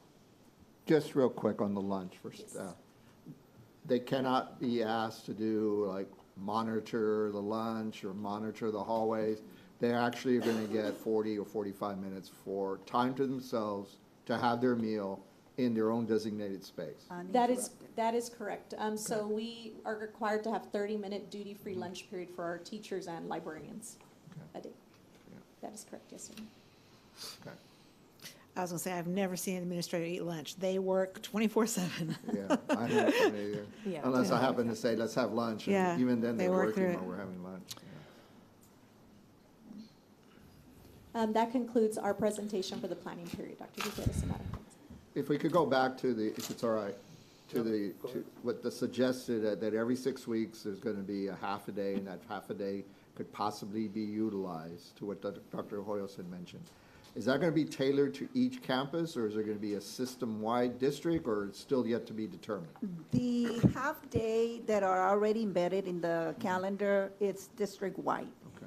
But we are also having conversations with our administrators that we've done in the past, where we buy the other half. Obviously, this is the first year that we're gonna have those half-days. In the past, we will do a full day, right? We will buy a substitute fund a substitute. I don't like the word buy. Fund a substitute all day, and then we would rotate. We would do probably math, English. Here, we will be looking at electives as well. So those plans will look different from campus to campus, depending on the need. Now, right now, you have dash rooms, or rooms where you have data, or data rooms. Data rooms. Okay, how is the district going to continue to leverage that where that's a group of teachers are going in, they're usually within that group, and they're looking at their students and seeing where their needs are and finding the deficiencies and the support that they need. How is that going to continue? Well, that's going to continue because our star teachers are not, they're not losing a planning period. Okay, So they're that's not going to impacted. continue. The data rooms are, talks and planning is going to continue. Okay, good, thank you. Have we had any conversations on consolidating classes instead of planning periods? Like you said, Ms. Nino, we have so many specialty classes, but some of them have 6, 7, 8 students, and we are in a budget crisis. Our enrollment is declining. It's not bringing in what we hope for. Have we discussed yet closing some of those for now until we can get our budget back in the right place, continuing with attrition? Then we do not have to affect the planning period or the teacher's current schedule. Have we discussed that? What could that look like? Yes, we have. And again, we also have to look specifically what courses, even if they're sitting under 10, how does that impact the student in the end? Because, for example, there's one program where over their junior, senior year, once they enroll in that course junior year, they're locked in for 2 years. So even if I had 6 students continue, they started that course, they must continue the 2 years on that program pathway. And so while I might say, you know what, put those 6 elsewhere, they may not be able to because it has to translate to what they're specifically going to graduate in or earn in the certification, or so it's very specific, especially as we get into high school, what those look like. So again, even in staffing with two of our high schools today and our middle schools, they said, well, this section has 13 students. Okay, but what does it yield for the student? Okay, that's required. So we'll just monitor it over. We want to make sure we're motivating our kids because they do need to stay in that pathway. But we're looking at consolidating just the approach and how to support our campuses in looking at the efficiencies from student to teacher ratio, class sizes, in addition to the reduction of the planning period, is all being done as best as possible to ensure. But we do have a lot of extra staff already, because over the years, just the way we're looking at it now, it's going to take over the years to reduce those teachers. We're continuing to add staff, and it's not helping our cost savings issue with, okay, how do we help approach it quicker, just so that, again, the students are not impacted in the end. Right. Yes, ma'am. Okay, so for example, in math, in high school, they need how many math credits to graduate high school? So we have 4 years. Okay. That is correct. But they can start taking these math credits in middle school, correct? That is correct, yes, ma'am. So some of our students get their first 2 courses in middle school, then they get their 2 more in high school, but they're still required to do then even higher level math courses. Why are we doing that? So they're picking an accelerated pathway in middle school, such as math. The expectation is, and it's communicated and shared with them in guidance, is that, okay, what is your end goal? So are you selecting this accelerated pathway for what reason? And in most cases, our students need to start early because they're applying to a university that requires a certain type of advanced math, or they need to make room for a second science, et cetera. So it does vary, again, student by student, but students that are accelerating in middle school, we have conversations with them at the campus level to say, if you're going to start in 6th grade, 7th grade with an accelerated math, just know the expectation is you won't finish sophomore year. We will continue to find that advanced math for you junior year and senior year, because that also affects your staffing in high school as well. Right. That's what I'm saying, yeah. Absolutely. I just, you all know, I want to stay away from this additional class as much as I can, and I'd really like to continue with attrition. It's going in a really good direction. It's not affecting anyone. We're not cutting. We're not laying off anyone. And take a deep look into what extra courses are we offering, what's the enrollment there, and for now, can we cut this until we get a little bit back on our feet? I mean, I'd like to hear from other trustees on this I have issue something to too. say, if I may. All of that plan, that's, something that we do already. But I've asked for this before, and I'll ask for it again, and this is my forte, is higher ed. We have a lot of offerings across the board. Higher ed's expensive, so we have to be intentional and very purposeful in how we approach that. Advising is key. And we're talking about 8th grade, right? 7th and 8th grade, preparing these kids, making sure they've got a plan. And I love that we have a lot of offerings for our kids, but because we're in this situation and higher ed is expensive, we have to purposefully decide as a team what we're going to offer, make sure, because you have your pathways, there's no need to offer a whole bunch of other little intricacies. Put your kid in a pathway, this is what the offerings are, and you get them to complete, if we prepare them and support them correctly throughout. But that area right there is somewhere we can find some cost savings, and pretty big cost savings. So maybe we can't apply it right now. It's too short for this budget cycle.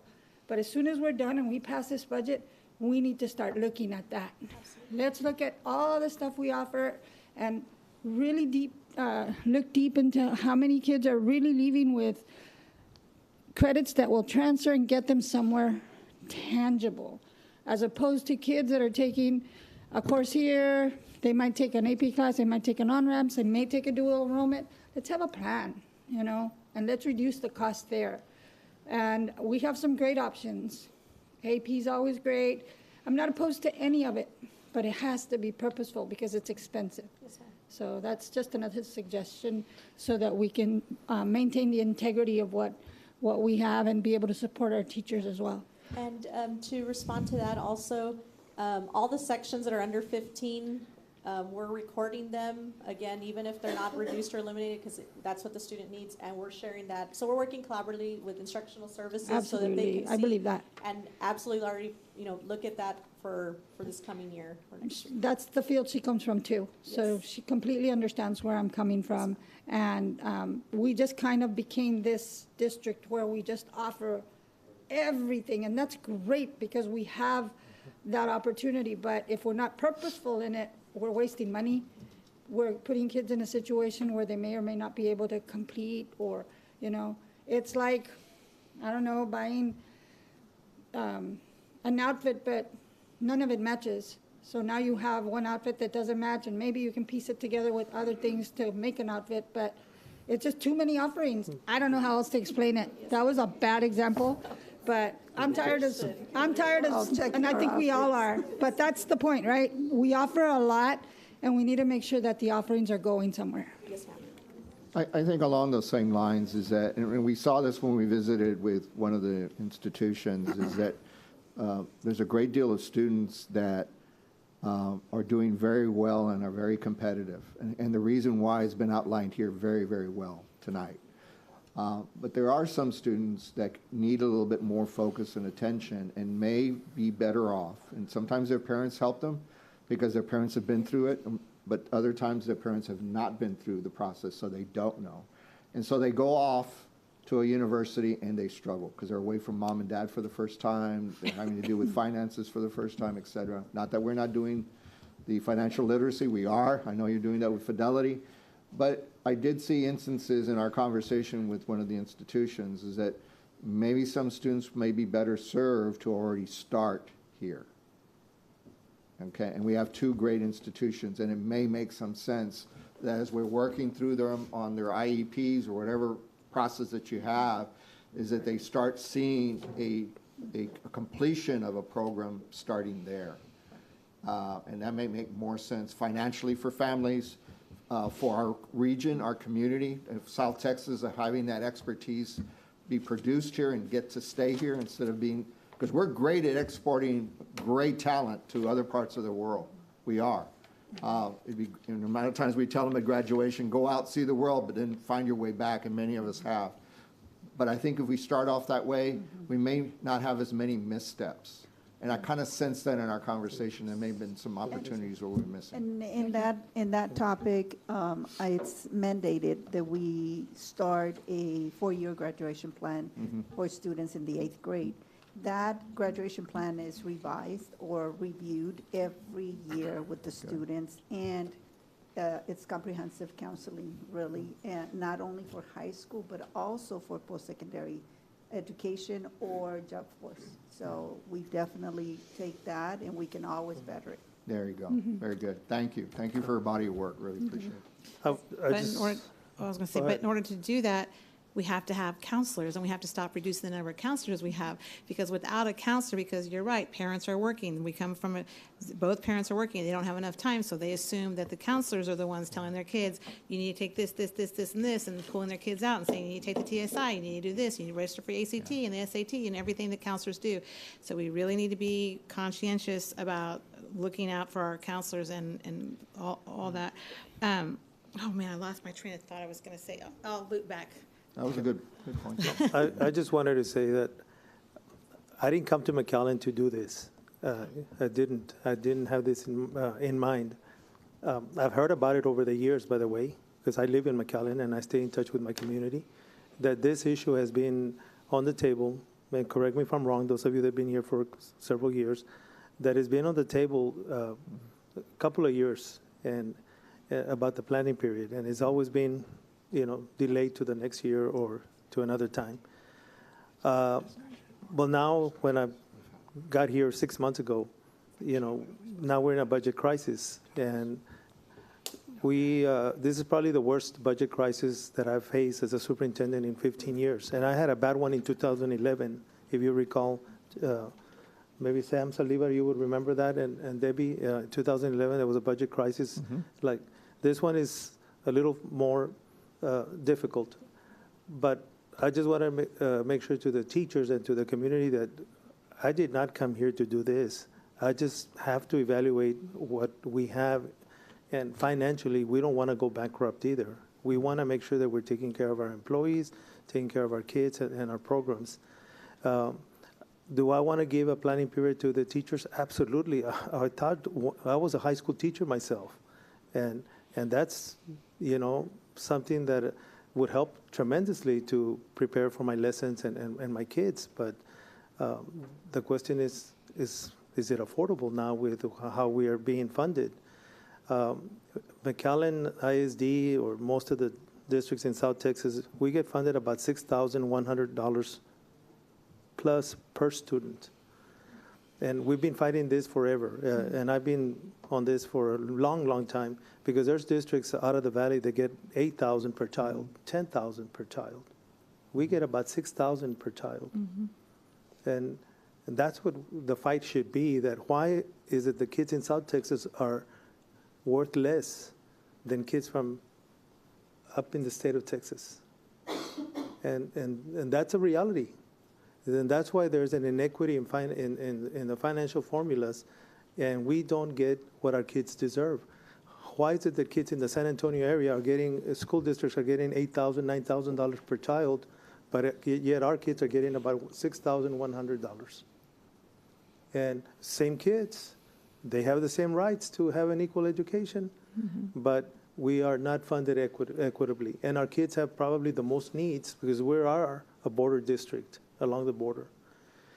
But that's another issue. This is what funding creates for us here in South Texas. Then they put it on local boards and having discussions like this, putting it on superintendents, administration to make adjustments. And those adjustments are never going to be favorable, especially for our teachers and our kids. And so I just want to make it clear that I, as a superintendent, the administrative team, and I know the board as well, we're trying to do everything we can to help our teachers and help our staff as much as possible.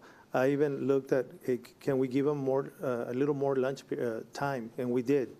You know, can we look at the calendar to give them more half days? And we did.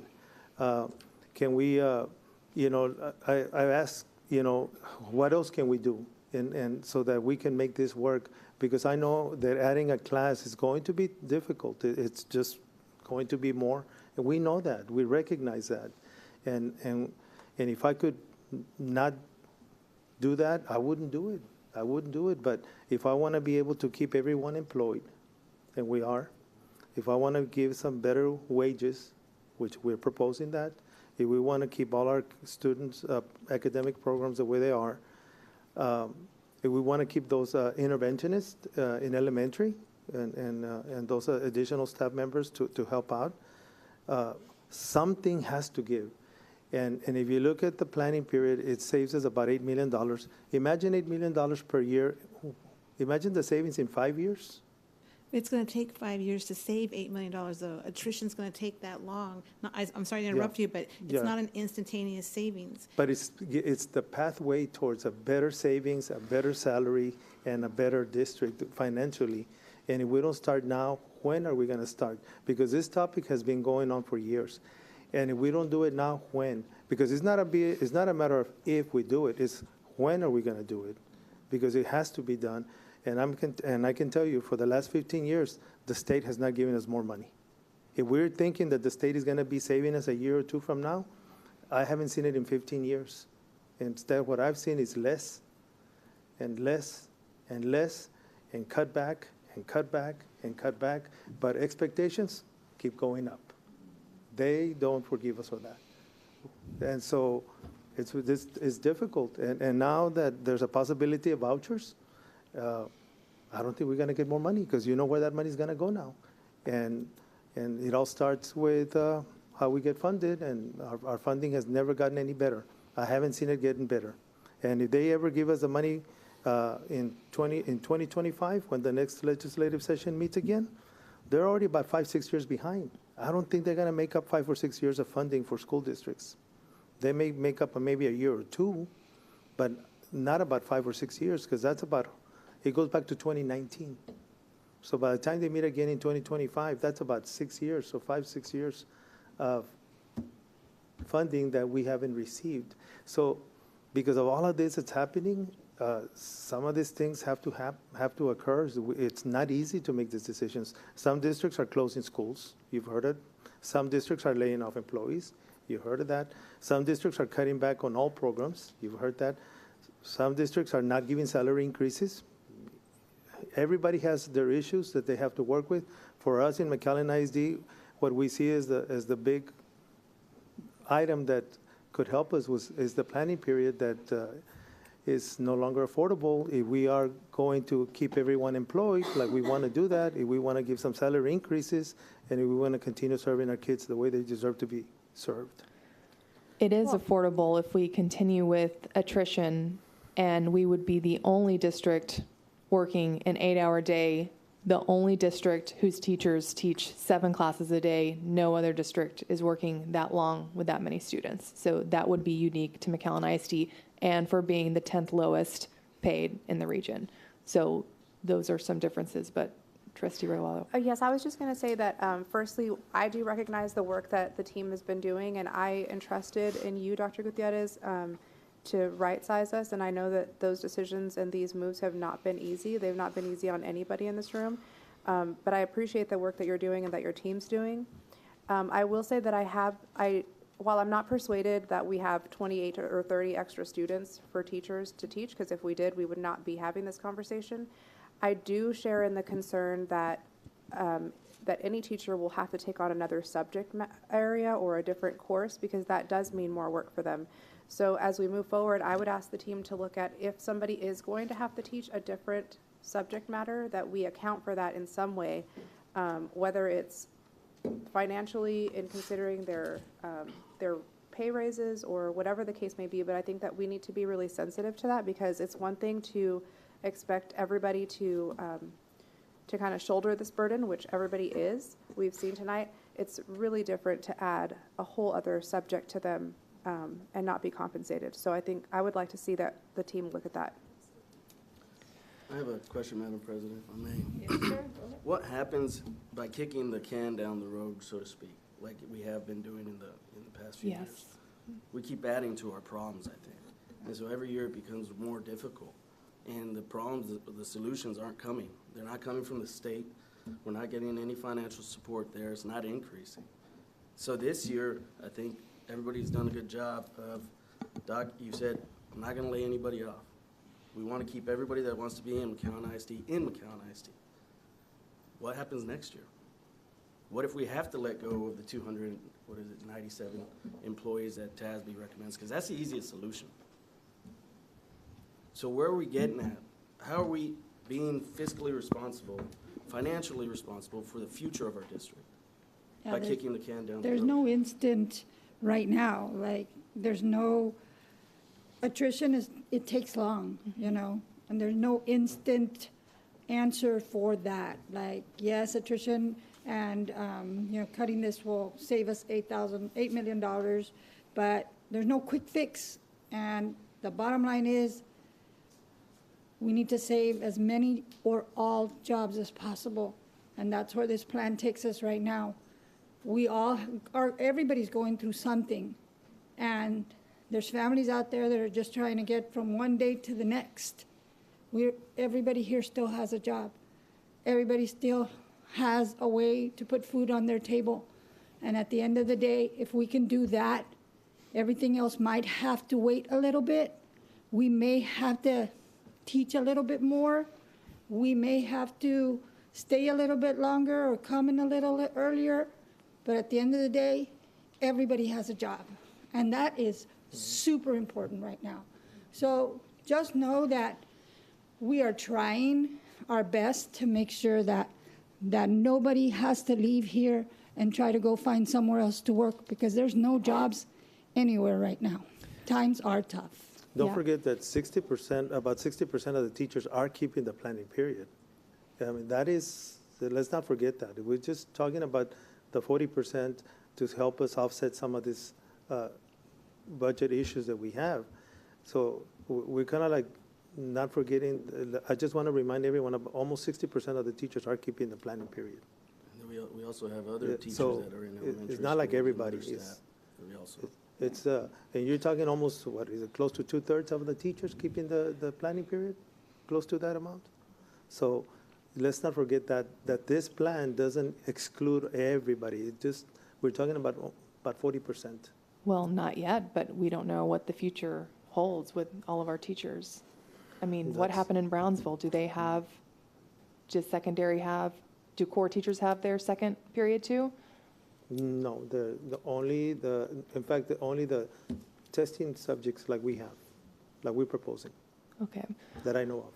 So my two recommendations are, number one, we can look into any additional class that is just not necessary through this budget crisis, eliminate it, and continue with natural attrition, because that will make us, obviously that will grow attrition and then we'll have less classes. Number two, we eliminate the planning period, but we adjust the daily schedule so we are more aligned with other districts that are starting, or their school day is on average 30 minutes less than ours. So we still see that cost savings, but our school day changes. So whether we start at 8:45 or we end at 3:30, I don't know what it is, but that's what I'm asking for, so that somehow teachers feel that they have more time either in the beginning of the day or at the end of the day. Like, I'm totally not against the planning period as long as they can see, they can have more time during the day to do what they're effective and good at doing in our district. What do you guys think about that? I personally love that. And I was just going to remind everybody on page 25 of the slide, we are balanced budget. If we don't give a raise and we keep the periods the same, we're balanced. So all we're talking about now is trying to find money for the raise. And on page 58 and page 62, if we do the ratios, if we go 22-1, that's a cost savings right there of $2.5 million. That pays for the raise. And so, I mean, there are ways to look at it. I think that's a great idea. I think looking at the date, the time the day starts, the time the day Right. ends for teachers. But I think that what you said earlier is very important, is teachers are bearing the brunt of it. They're the lowest paid in the region. They're number 10 in the region. They're going to be leaving us, and it's time for school vouchers are coming. If we don't have the best teachers in our classrooms, if we don't have we have to have the best of the best, and they're going to leave us to go to surrounding districts because they can, because there's going to, I don't think they're hiring. everybody's, in these specialty fields that we're talking about, and in those hard maths and those, you're going to have teachers leaving us, and it is the reality, especially the 20-year teachers where we pay like $10,000 less than surrounding districts, and they're trying to go before they retire in 5 years. We're going to lose those incredible master teachers. We're going to lose them. And then when school vouchers come, people are going to take their kids to, that school over there, that district, they have a math academy because they've slowly taken away all the great math teachers because they're paying so much. Fine arts academy, because they have all the best fine arts teachers, so we're going to go over there. And we're going to be left with nothing if we don't keep our incredible teachers. And the way you keep the incredible teachers is we pay them more, and we do what Trustee Kittleman said, we give them time. Like someone said, time is their biggest asset. I mean, we have to give them time so that they can, our kids are doing incredible things all over the state. Our kids are doing incredible, and it's not because of us right here.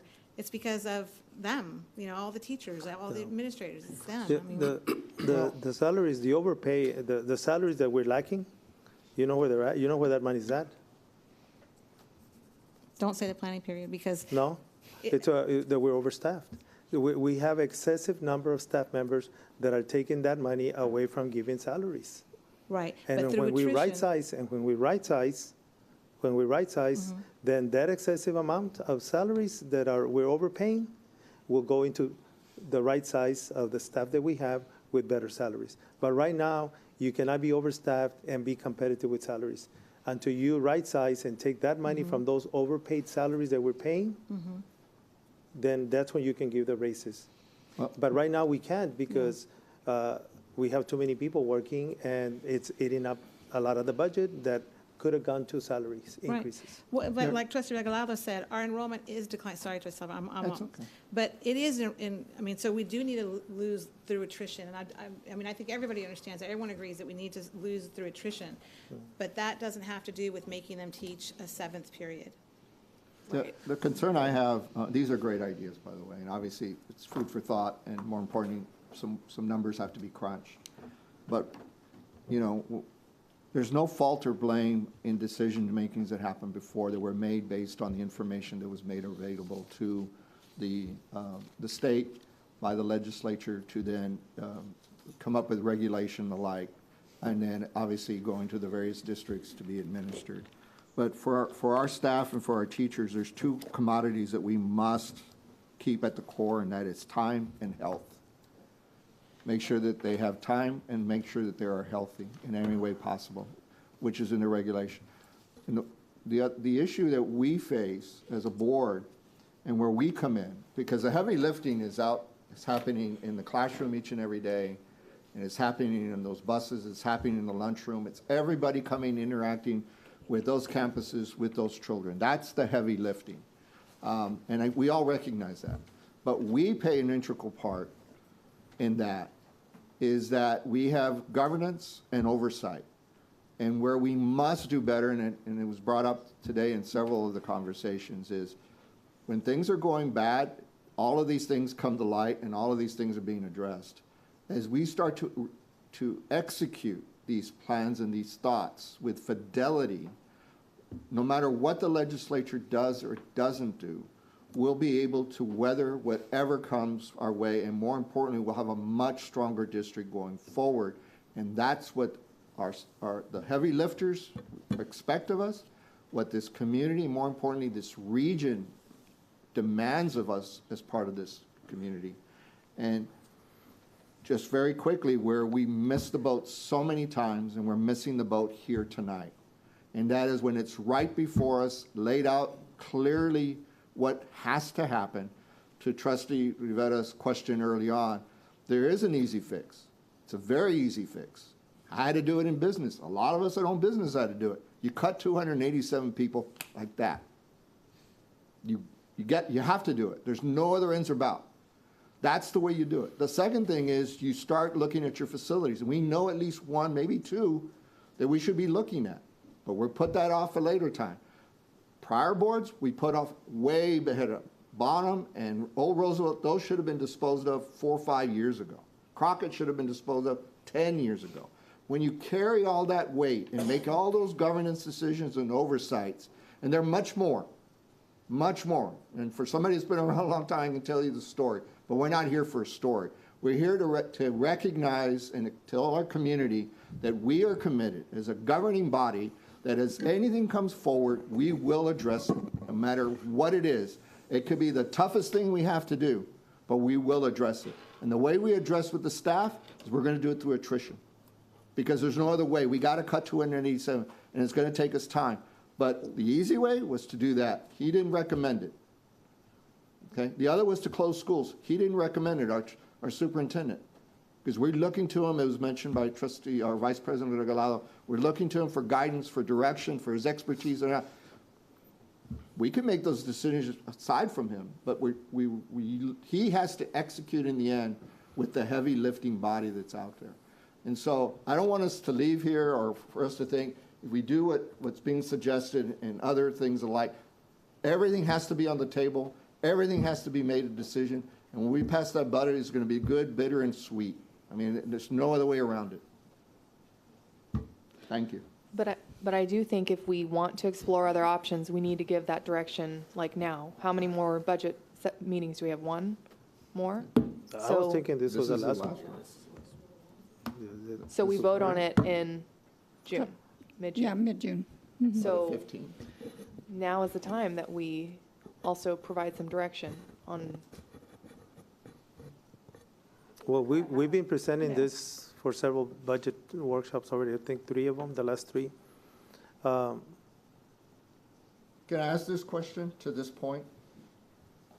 Right now, with the information we have right now, could you start or end school 30 minutes?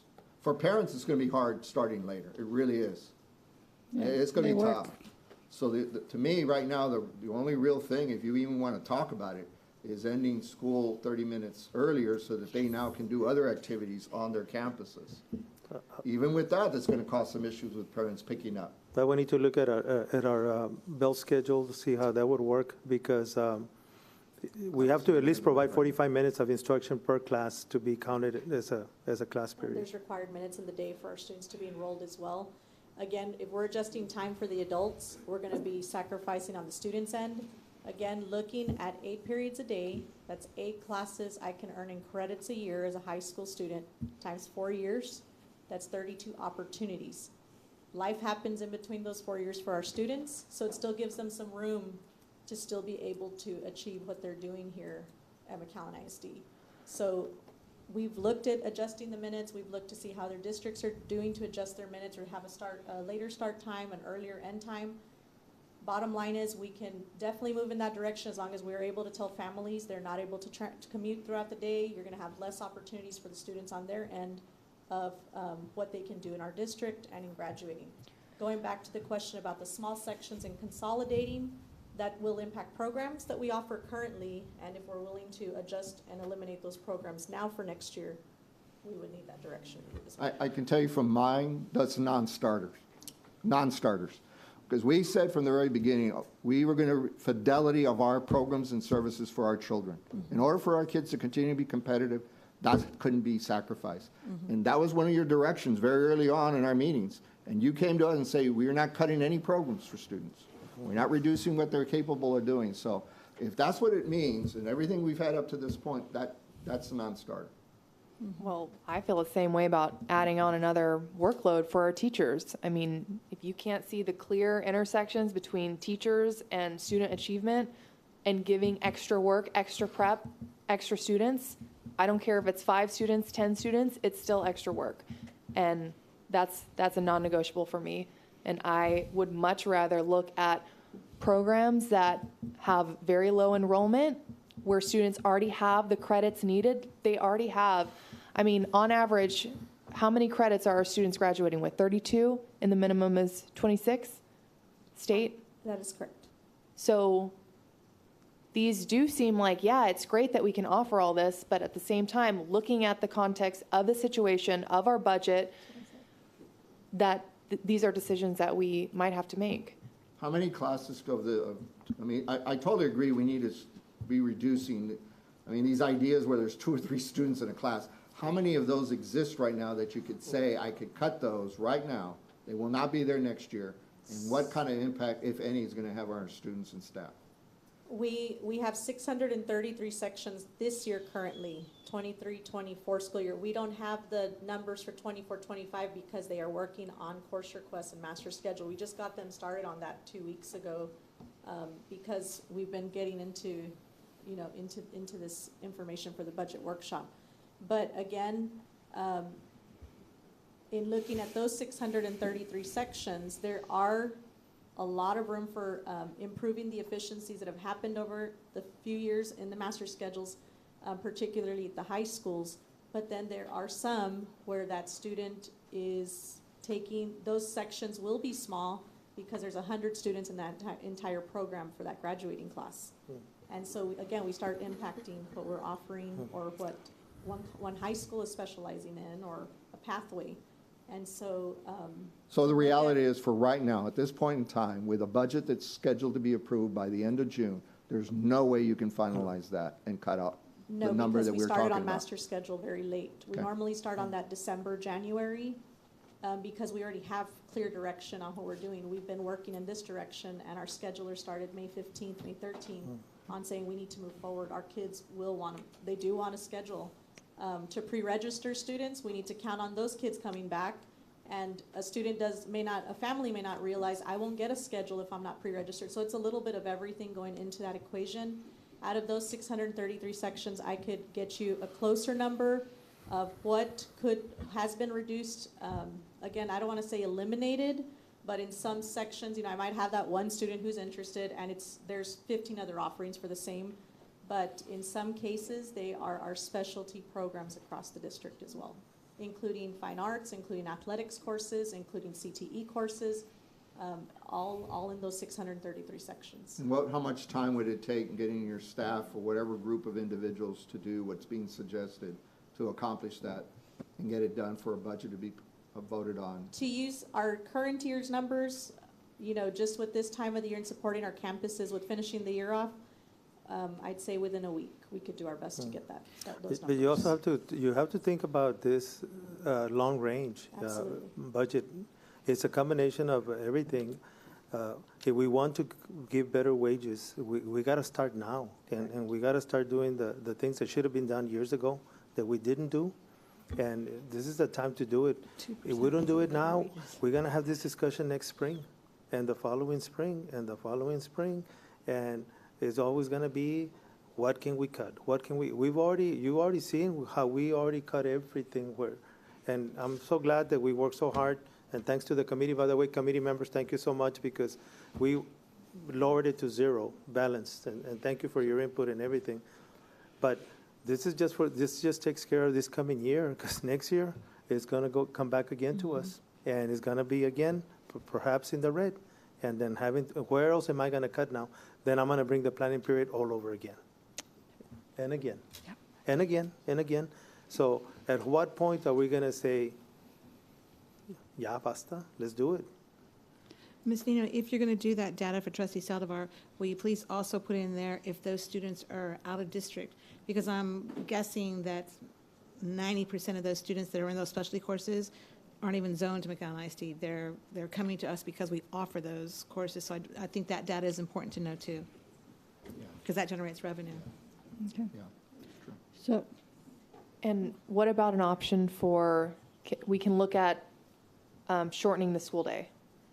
Did I hear that right? We can look at that, Ms. Kittleman. I mean, we can go back and look at it and see if there's any way we can shrink some part of the day. Let me see what we can do. how does that impact our families, though? Like, parents that's then what we have need to to leave do. work We need to earlier go to back come and- get their kids, everything has a little bit of a caveat, right? If they have to drop them off earlier, they're going to be late to work. If they have to pick them up earlier, they're going to have to leave work early. But it is something we should look at. But these districts that were included in comparison are getting out at 4:15. Socorro got out at 2:42 p.m. So if we're getting out at 4:30 p.m., right? Our secondary schools. 4:15. And even high schools, 4:15? Oh, yeah, 4:15, that's right. I said that earlier. Yeah, it's just when we look at doing those things, we are impacting the families. And so it is something we can look at, but it's something that we can't just spring on families like, okay, now you're going to, because there's an adjustment, right? And so there has to be, that has to be like phased in somehow. Right. No, I agree. And trust me, I want to also assess how this affects families. My priority is our workforce and retaining our good teachers and making sure that if we do go through with this, then somehow they get a win with less time teaching during the school day or something. But I'd really like to see some options for. We'll work with some options for the time. If we can work on some flexibility with the beginning and ending times, we can definitely look at that. Okay. That's something that we can work on and see what we can do as far as the times. Okay. And give something back. Okay. I can tell you, Ms. Kilman, we are looking at all those class sections.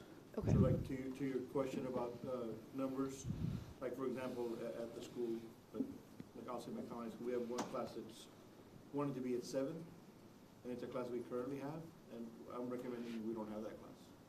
And that's those children take an AP psychology class versus this other course. It'll still give them the AP credit in the dual, but we got to shift to what the kids are going to need with other teachers. So that course might not make unless we get 15 kids in, right? But then if they're a senior, then you get kids that they get stressed. Senior year comes up, now it Burnout, turns from 15 to 14 to 12, and now we're at 5, and we're like, oh, there's one class of 5. So in meeting with our principals and in staffing that we did today, those are the discussions. Where are those numbers at? And can those kids be placed in another course that's as equivalent to still give those kids an AP and the dual and the college credit for those kids? So we're looking at those things. Okay, for sure. good. We're trying everything we can, Ms. Kittleman. We're trying. Well, I'm just going to throw out that since that number had in that TASB raise that I was so aggressive about, then I'd like to see the teachers get 3% and then everyone else stay at the 2%. I think we need to include the auxiliary, and I don't like the sectioning off of administrative, which are our highest paid, with the auxiliary, and I think it's instructional services that's next to it. That's just, doesn't make any sense. So, Okay. yeah. So we look at the 3% for teachers and 2% model, and the 2% for the rest as a model? No. I think you need to separate out auxiliary people that are making 25, disgustingly 30,000. low Yeah, exactly. wages. You're saying to try and tier it Yeah. Yep. by salary. Tier what? We have auxiliary tier the- staff that are Raised by the amount of the salary. Okay. working super hard and making nothing. Like our transportation department, our child Cafeteria, nutrition, like, yeah. Okay, then we may go above the, what is it, the 4 million? You'll By be like doing that? 3.7. We may go a little bit, we're gonna go higher Iris than is freaking out. the 4 million. I'm going to say the same thing I've said the last 3 years. I think we should already be at $15 minimum. Yeah. So- I mean, agree. let's remember that we took a lot of ESSER money, $20 million of ESSER money we took off the table and sit in our fund balance. It's extra. I mean, especially with the fine arts, the black boxes and all that. I don't have a problem using that to, So we're gonna go back up to just a. Before we go any further, are we done with Ms. Dooley? Because you have been so good to sit with I didn't know us she was there. through this board meeting. Are we good to kind of let her go? Yeah. Thank you so much, Ms. Dooley, for joining us and explaining that for us. Thank you, Karen. Thank you, Karen. to the point of dipping into our fund balance, I do have a problem with that, because if we're dipping into it for salaries, that's a recurring cost. We're not getting more money, so I think we need to be really conservative about how much we dip into the fund balance and for what. Well, not for, recurring, but could we do stipends? I don't want to hear stipends. I like stipends. I like a set amount for everybody. I mean, Yeah, we're just, stipends. this is the state that we're in. We have to explore everything. I think salary increases are better, Ms. Kittleman, because it helps everyone with their TRS, Yeah. their teacher retirement system. It helps them with their And the retirement. I But agree. I'm stipends just also saying. count towards TRS. Huh? Stipends also count towards TRS, but they don't help with the compression and all the other stuff that TASB's trying to fix. So I see, that's, I think we all want the most we can possibly do, but I think that we have to be cognizant that, as Trustee Logadon mentioned, we have to be serious. And yeah, we did capture some of those funds, but we, right off the bat, $6 million was to offset some costs for this year. And we already are going to go into the next current year also down. Plus, we know it's been figured into the budget, we're going to lose another 400 students. So you got to factor in that, and inflation's still going to go up. So the point of the matter is that's money's going to go real quick, and that was hoping to last us 3 to 4 years. It's not going to get us there. Am I misunderstanding that? We were hoping it would. It's not going to get there. So if we get to 5-6 million this year, and it's a reoccurring cost again next year, we don't have any money going into the third year. So I think we should cap it. And we can talk about whatever the percentage is at, but I think we should cap it at no more than $4 million. No more than $4 million. Well, then that's where we're at. That's where we're at. With Depending on where it goes. Exactly. And that gives us a chance to kind of talk a little bit about what that's like. But if we start talking, this person and that group and this, before you know it, you're at 6, 7, 8 million, because you kind of lose sight of there has to be a cap. I agree. Okay, one more thing. I know we're already. I have expectations, right, to see 2 more scenarios. So one is if we eliminate more classes and how much more we would make through that. And number 2, an option for a lesser school day. That's what I'm expecting to see. Is that correct? I think we already have the elimination of the small classes. We already have it in the budget. It was part of the presentation. Yeah. That's already in there. It's already there. Even more the ones that I feel like there's more classes that No, we that could have- be. The 633 includes our fine arts, our athletics. There's our everything there. CT, Yeah. all small sections that It's all in it's there. not required They to have included a all small that. section like a class size reduced or a special ed. Those are different on a different. Everything that Okay. could possibly I'll be get with reduced you, got Ms. reduced. Dino, too, about that. The only variable is what was mentioned by Dr. Canales, and that is You start off at 15, and that's what you're planning for, but as the year goes on, that you can't at this point. So you come up with a different matrix going forward. It sounds like we're going to need another workshop before we have the final. So I think we need to look at our calendars. Well, we've got a couple of things to look at. We've got an appointment to make. We have, I think the budget's ready with Yeah, the I don't think variables here, that when Yeah. it comes with these another presentation like this, with the final budget, which will probably be about 2-3 hours, then we're either up or down, but there's not much more wiggle room here at all. yeah. Otherwise, we're just going over and over. We're gonna have to make a decision. You're just gonna have to vote Right, but I across the board with don't everything. want to support a budget that is giving more work and periods to our teachers. None of us do.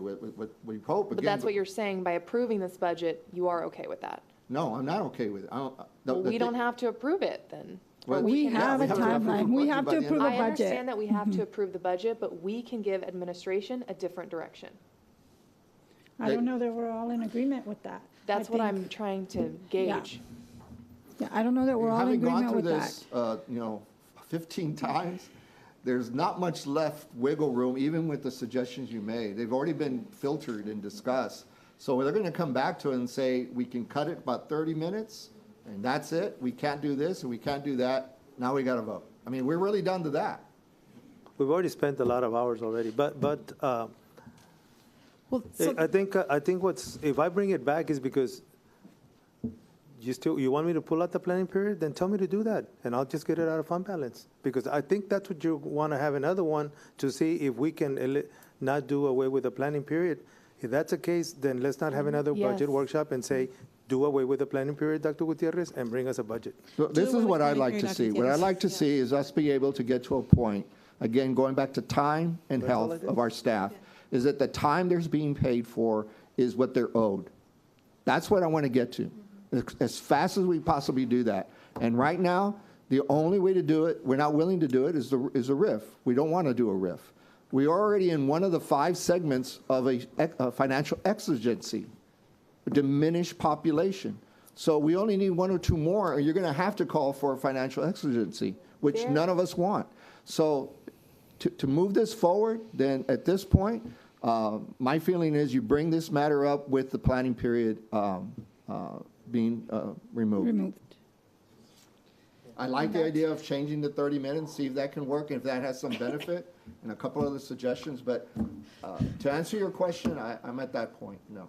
Okay, but time and health, you realize, is both effective with the addition of another class period and another set of students. Yes It's and more no. time, yes, it is. It is more time to prep, it is more time to plan, it is more time to grade, and their health. There's teachers already staying at our schools until 7 p.m. Is that right? How late do teachers stay? Typically? 6, 7, more? Well, we really, really our discussion should be limited to ourselves. And that is, to answer your question, we have to get to a paying force that they're being paid what they're owed. Simple as that. We have to do that. And we have to find what that pathway may be. And not making a decision of the RIF or not making a decision of the 7-point period is not going to get us to that point. It's not. Yeah.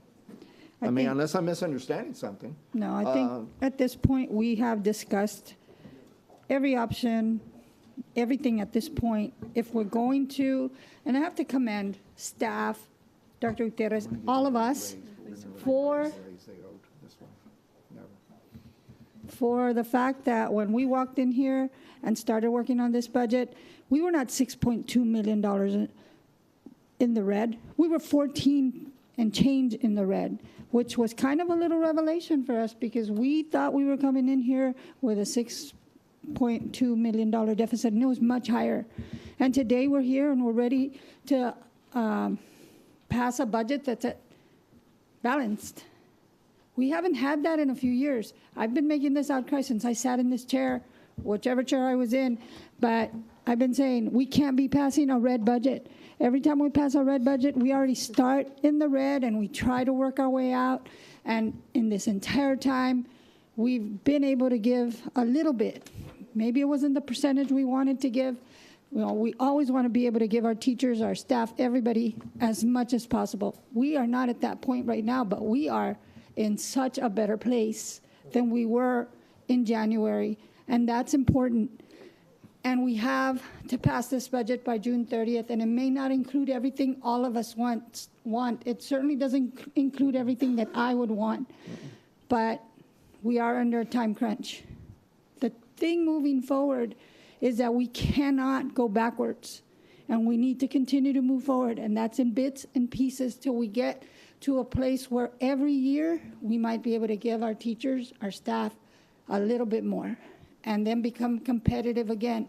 Unfortunately, there has been a lot of things that have occurred that have brought us to this point, but right now we are at a pretty good place that we didn't even know how we were going to get here. So thank you for the late nights, the weekends that some of you work, you know, because you do, to get us information, and we're doing our best collectively to get us to a better place, and that's the important part. I think tonight we have just exhausted the conversation. I feel what you're saying. I appreciate how much you want for teachers. It's important, and I believe it's important to every single one of us. We're just not in a place where we can spend and continue to spend. We're not in a place where we can spend it all. So we need to move forward. We need to, whatever information you can gather by changing a little thing here or there, but we're at a point where we have to come together and pass a budget. And somebody real important to me always says, it all works out. It'll all work out. We have to have faith in that. We have to work together to get there. So it'll all work out. We'll be fine, and we'll continue to grow. And I think if we're done, I think everybody's exhausted. Can I entertain a motion? I mean, are we done? No. Okay. I mean, what I'm hearing is we've been here for 5 hours and we're back to the original presentation, and it's not balanced. It is in the red, because if we're going to give raises, we are in the red. We are going to go into the fund balance. I don't have a problem with meeting 2, 3, 4 more times before we vote on this. This is what we do. It's the most important thing that we do, and if we have to have another meeting, I can make myself available. I think that we've made very valid points here. And to say that we're not going to have another meeting kind of dismisses all the discussion. I'm not saying we're not going to have another meeting. I'm just saying there are almost brand new options coming to the table. We've been discussing this for like 7 meetings now, and we need to get this budget done. Just the finalization of the budget is a lot of work for staff to get us to a point where we can submit, and it's at the point where it needs to be. I'm not saying we can't have extra meetings. If we need to have another meeting to answer this question, I think we can work it into one of our special meetings. But we should not have another 5-6 hour budget meeting where we go over every option all over again.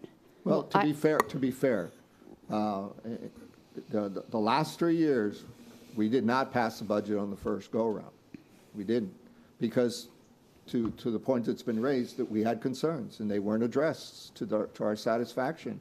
And so the board passed on voting that night, and that can happen again. This is why we have it set for the 19th or the 18th. Right. I know we can't all be here on the 19th, but we have it set for the 18th because that gives us that little wiggle room if we're just not there. And even if it's on the agenda, doesn't mean that you say it's a go. That's my point. You could say, okay, wait a minute.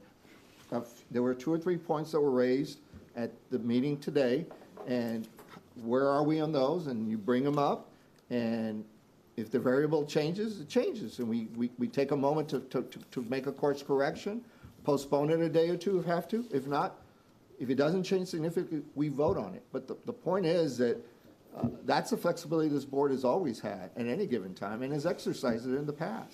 Correct me if I'm wrong, Mr. Sullivan, but I think we've done our due diligence more than any other year. Yes. On presenting this budget. Yes. I don't think I have anything left to present.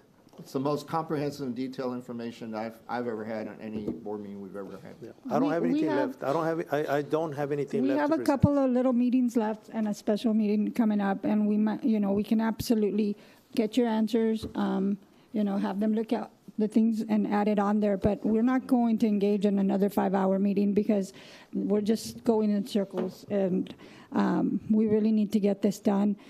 And we need to just continue to work hard, which I think everybody in this room is doing, and we're in a much better place, and I'm very pleased with that. Whatever variables were brought up, see where we are, and if it changes. If we can do it, if we can't do it, we'll just bring you what we have. That's all I can say. As long as it's a good faith. But at the end of the day, I think everybody's working in good faith here. I don't think not one person Nobody's here saying it isn't. I has just not wanna been make working in it good clear. faith, yeah. okay. With that, are we I move good? we adjourn. Been moved by trustee. Yo no tengo más que No, dar. is there I just want, discussion? yes, I just want to say good luck to the Mustangs because that is part of our budget athletics. Nice. That's right. Good luck to Mustangs. Good luck to the Mustangs. Anybody traveling up to the games and our boys, safe game. Thank you. It has been moved by trustee Alisa and second by trustee Salivar. All those in favor of adjournment? Aye. All those opposed? Thank you, committee members. Motion Thank you. passes. Thank you. We are adjourned at 8:50 p.m.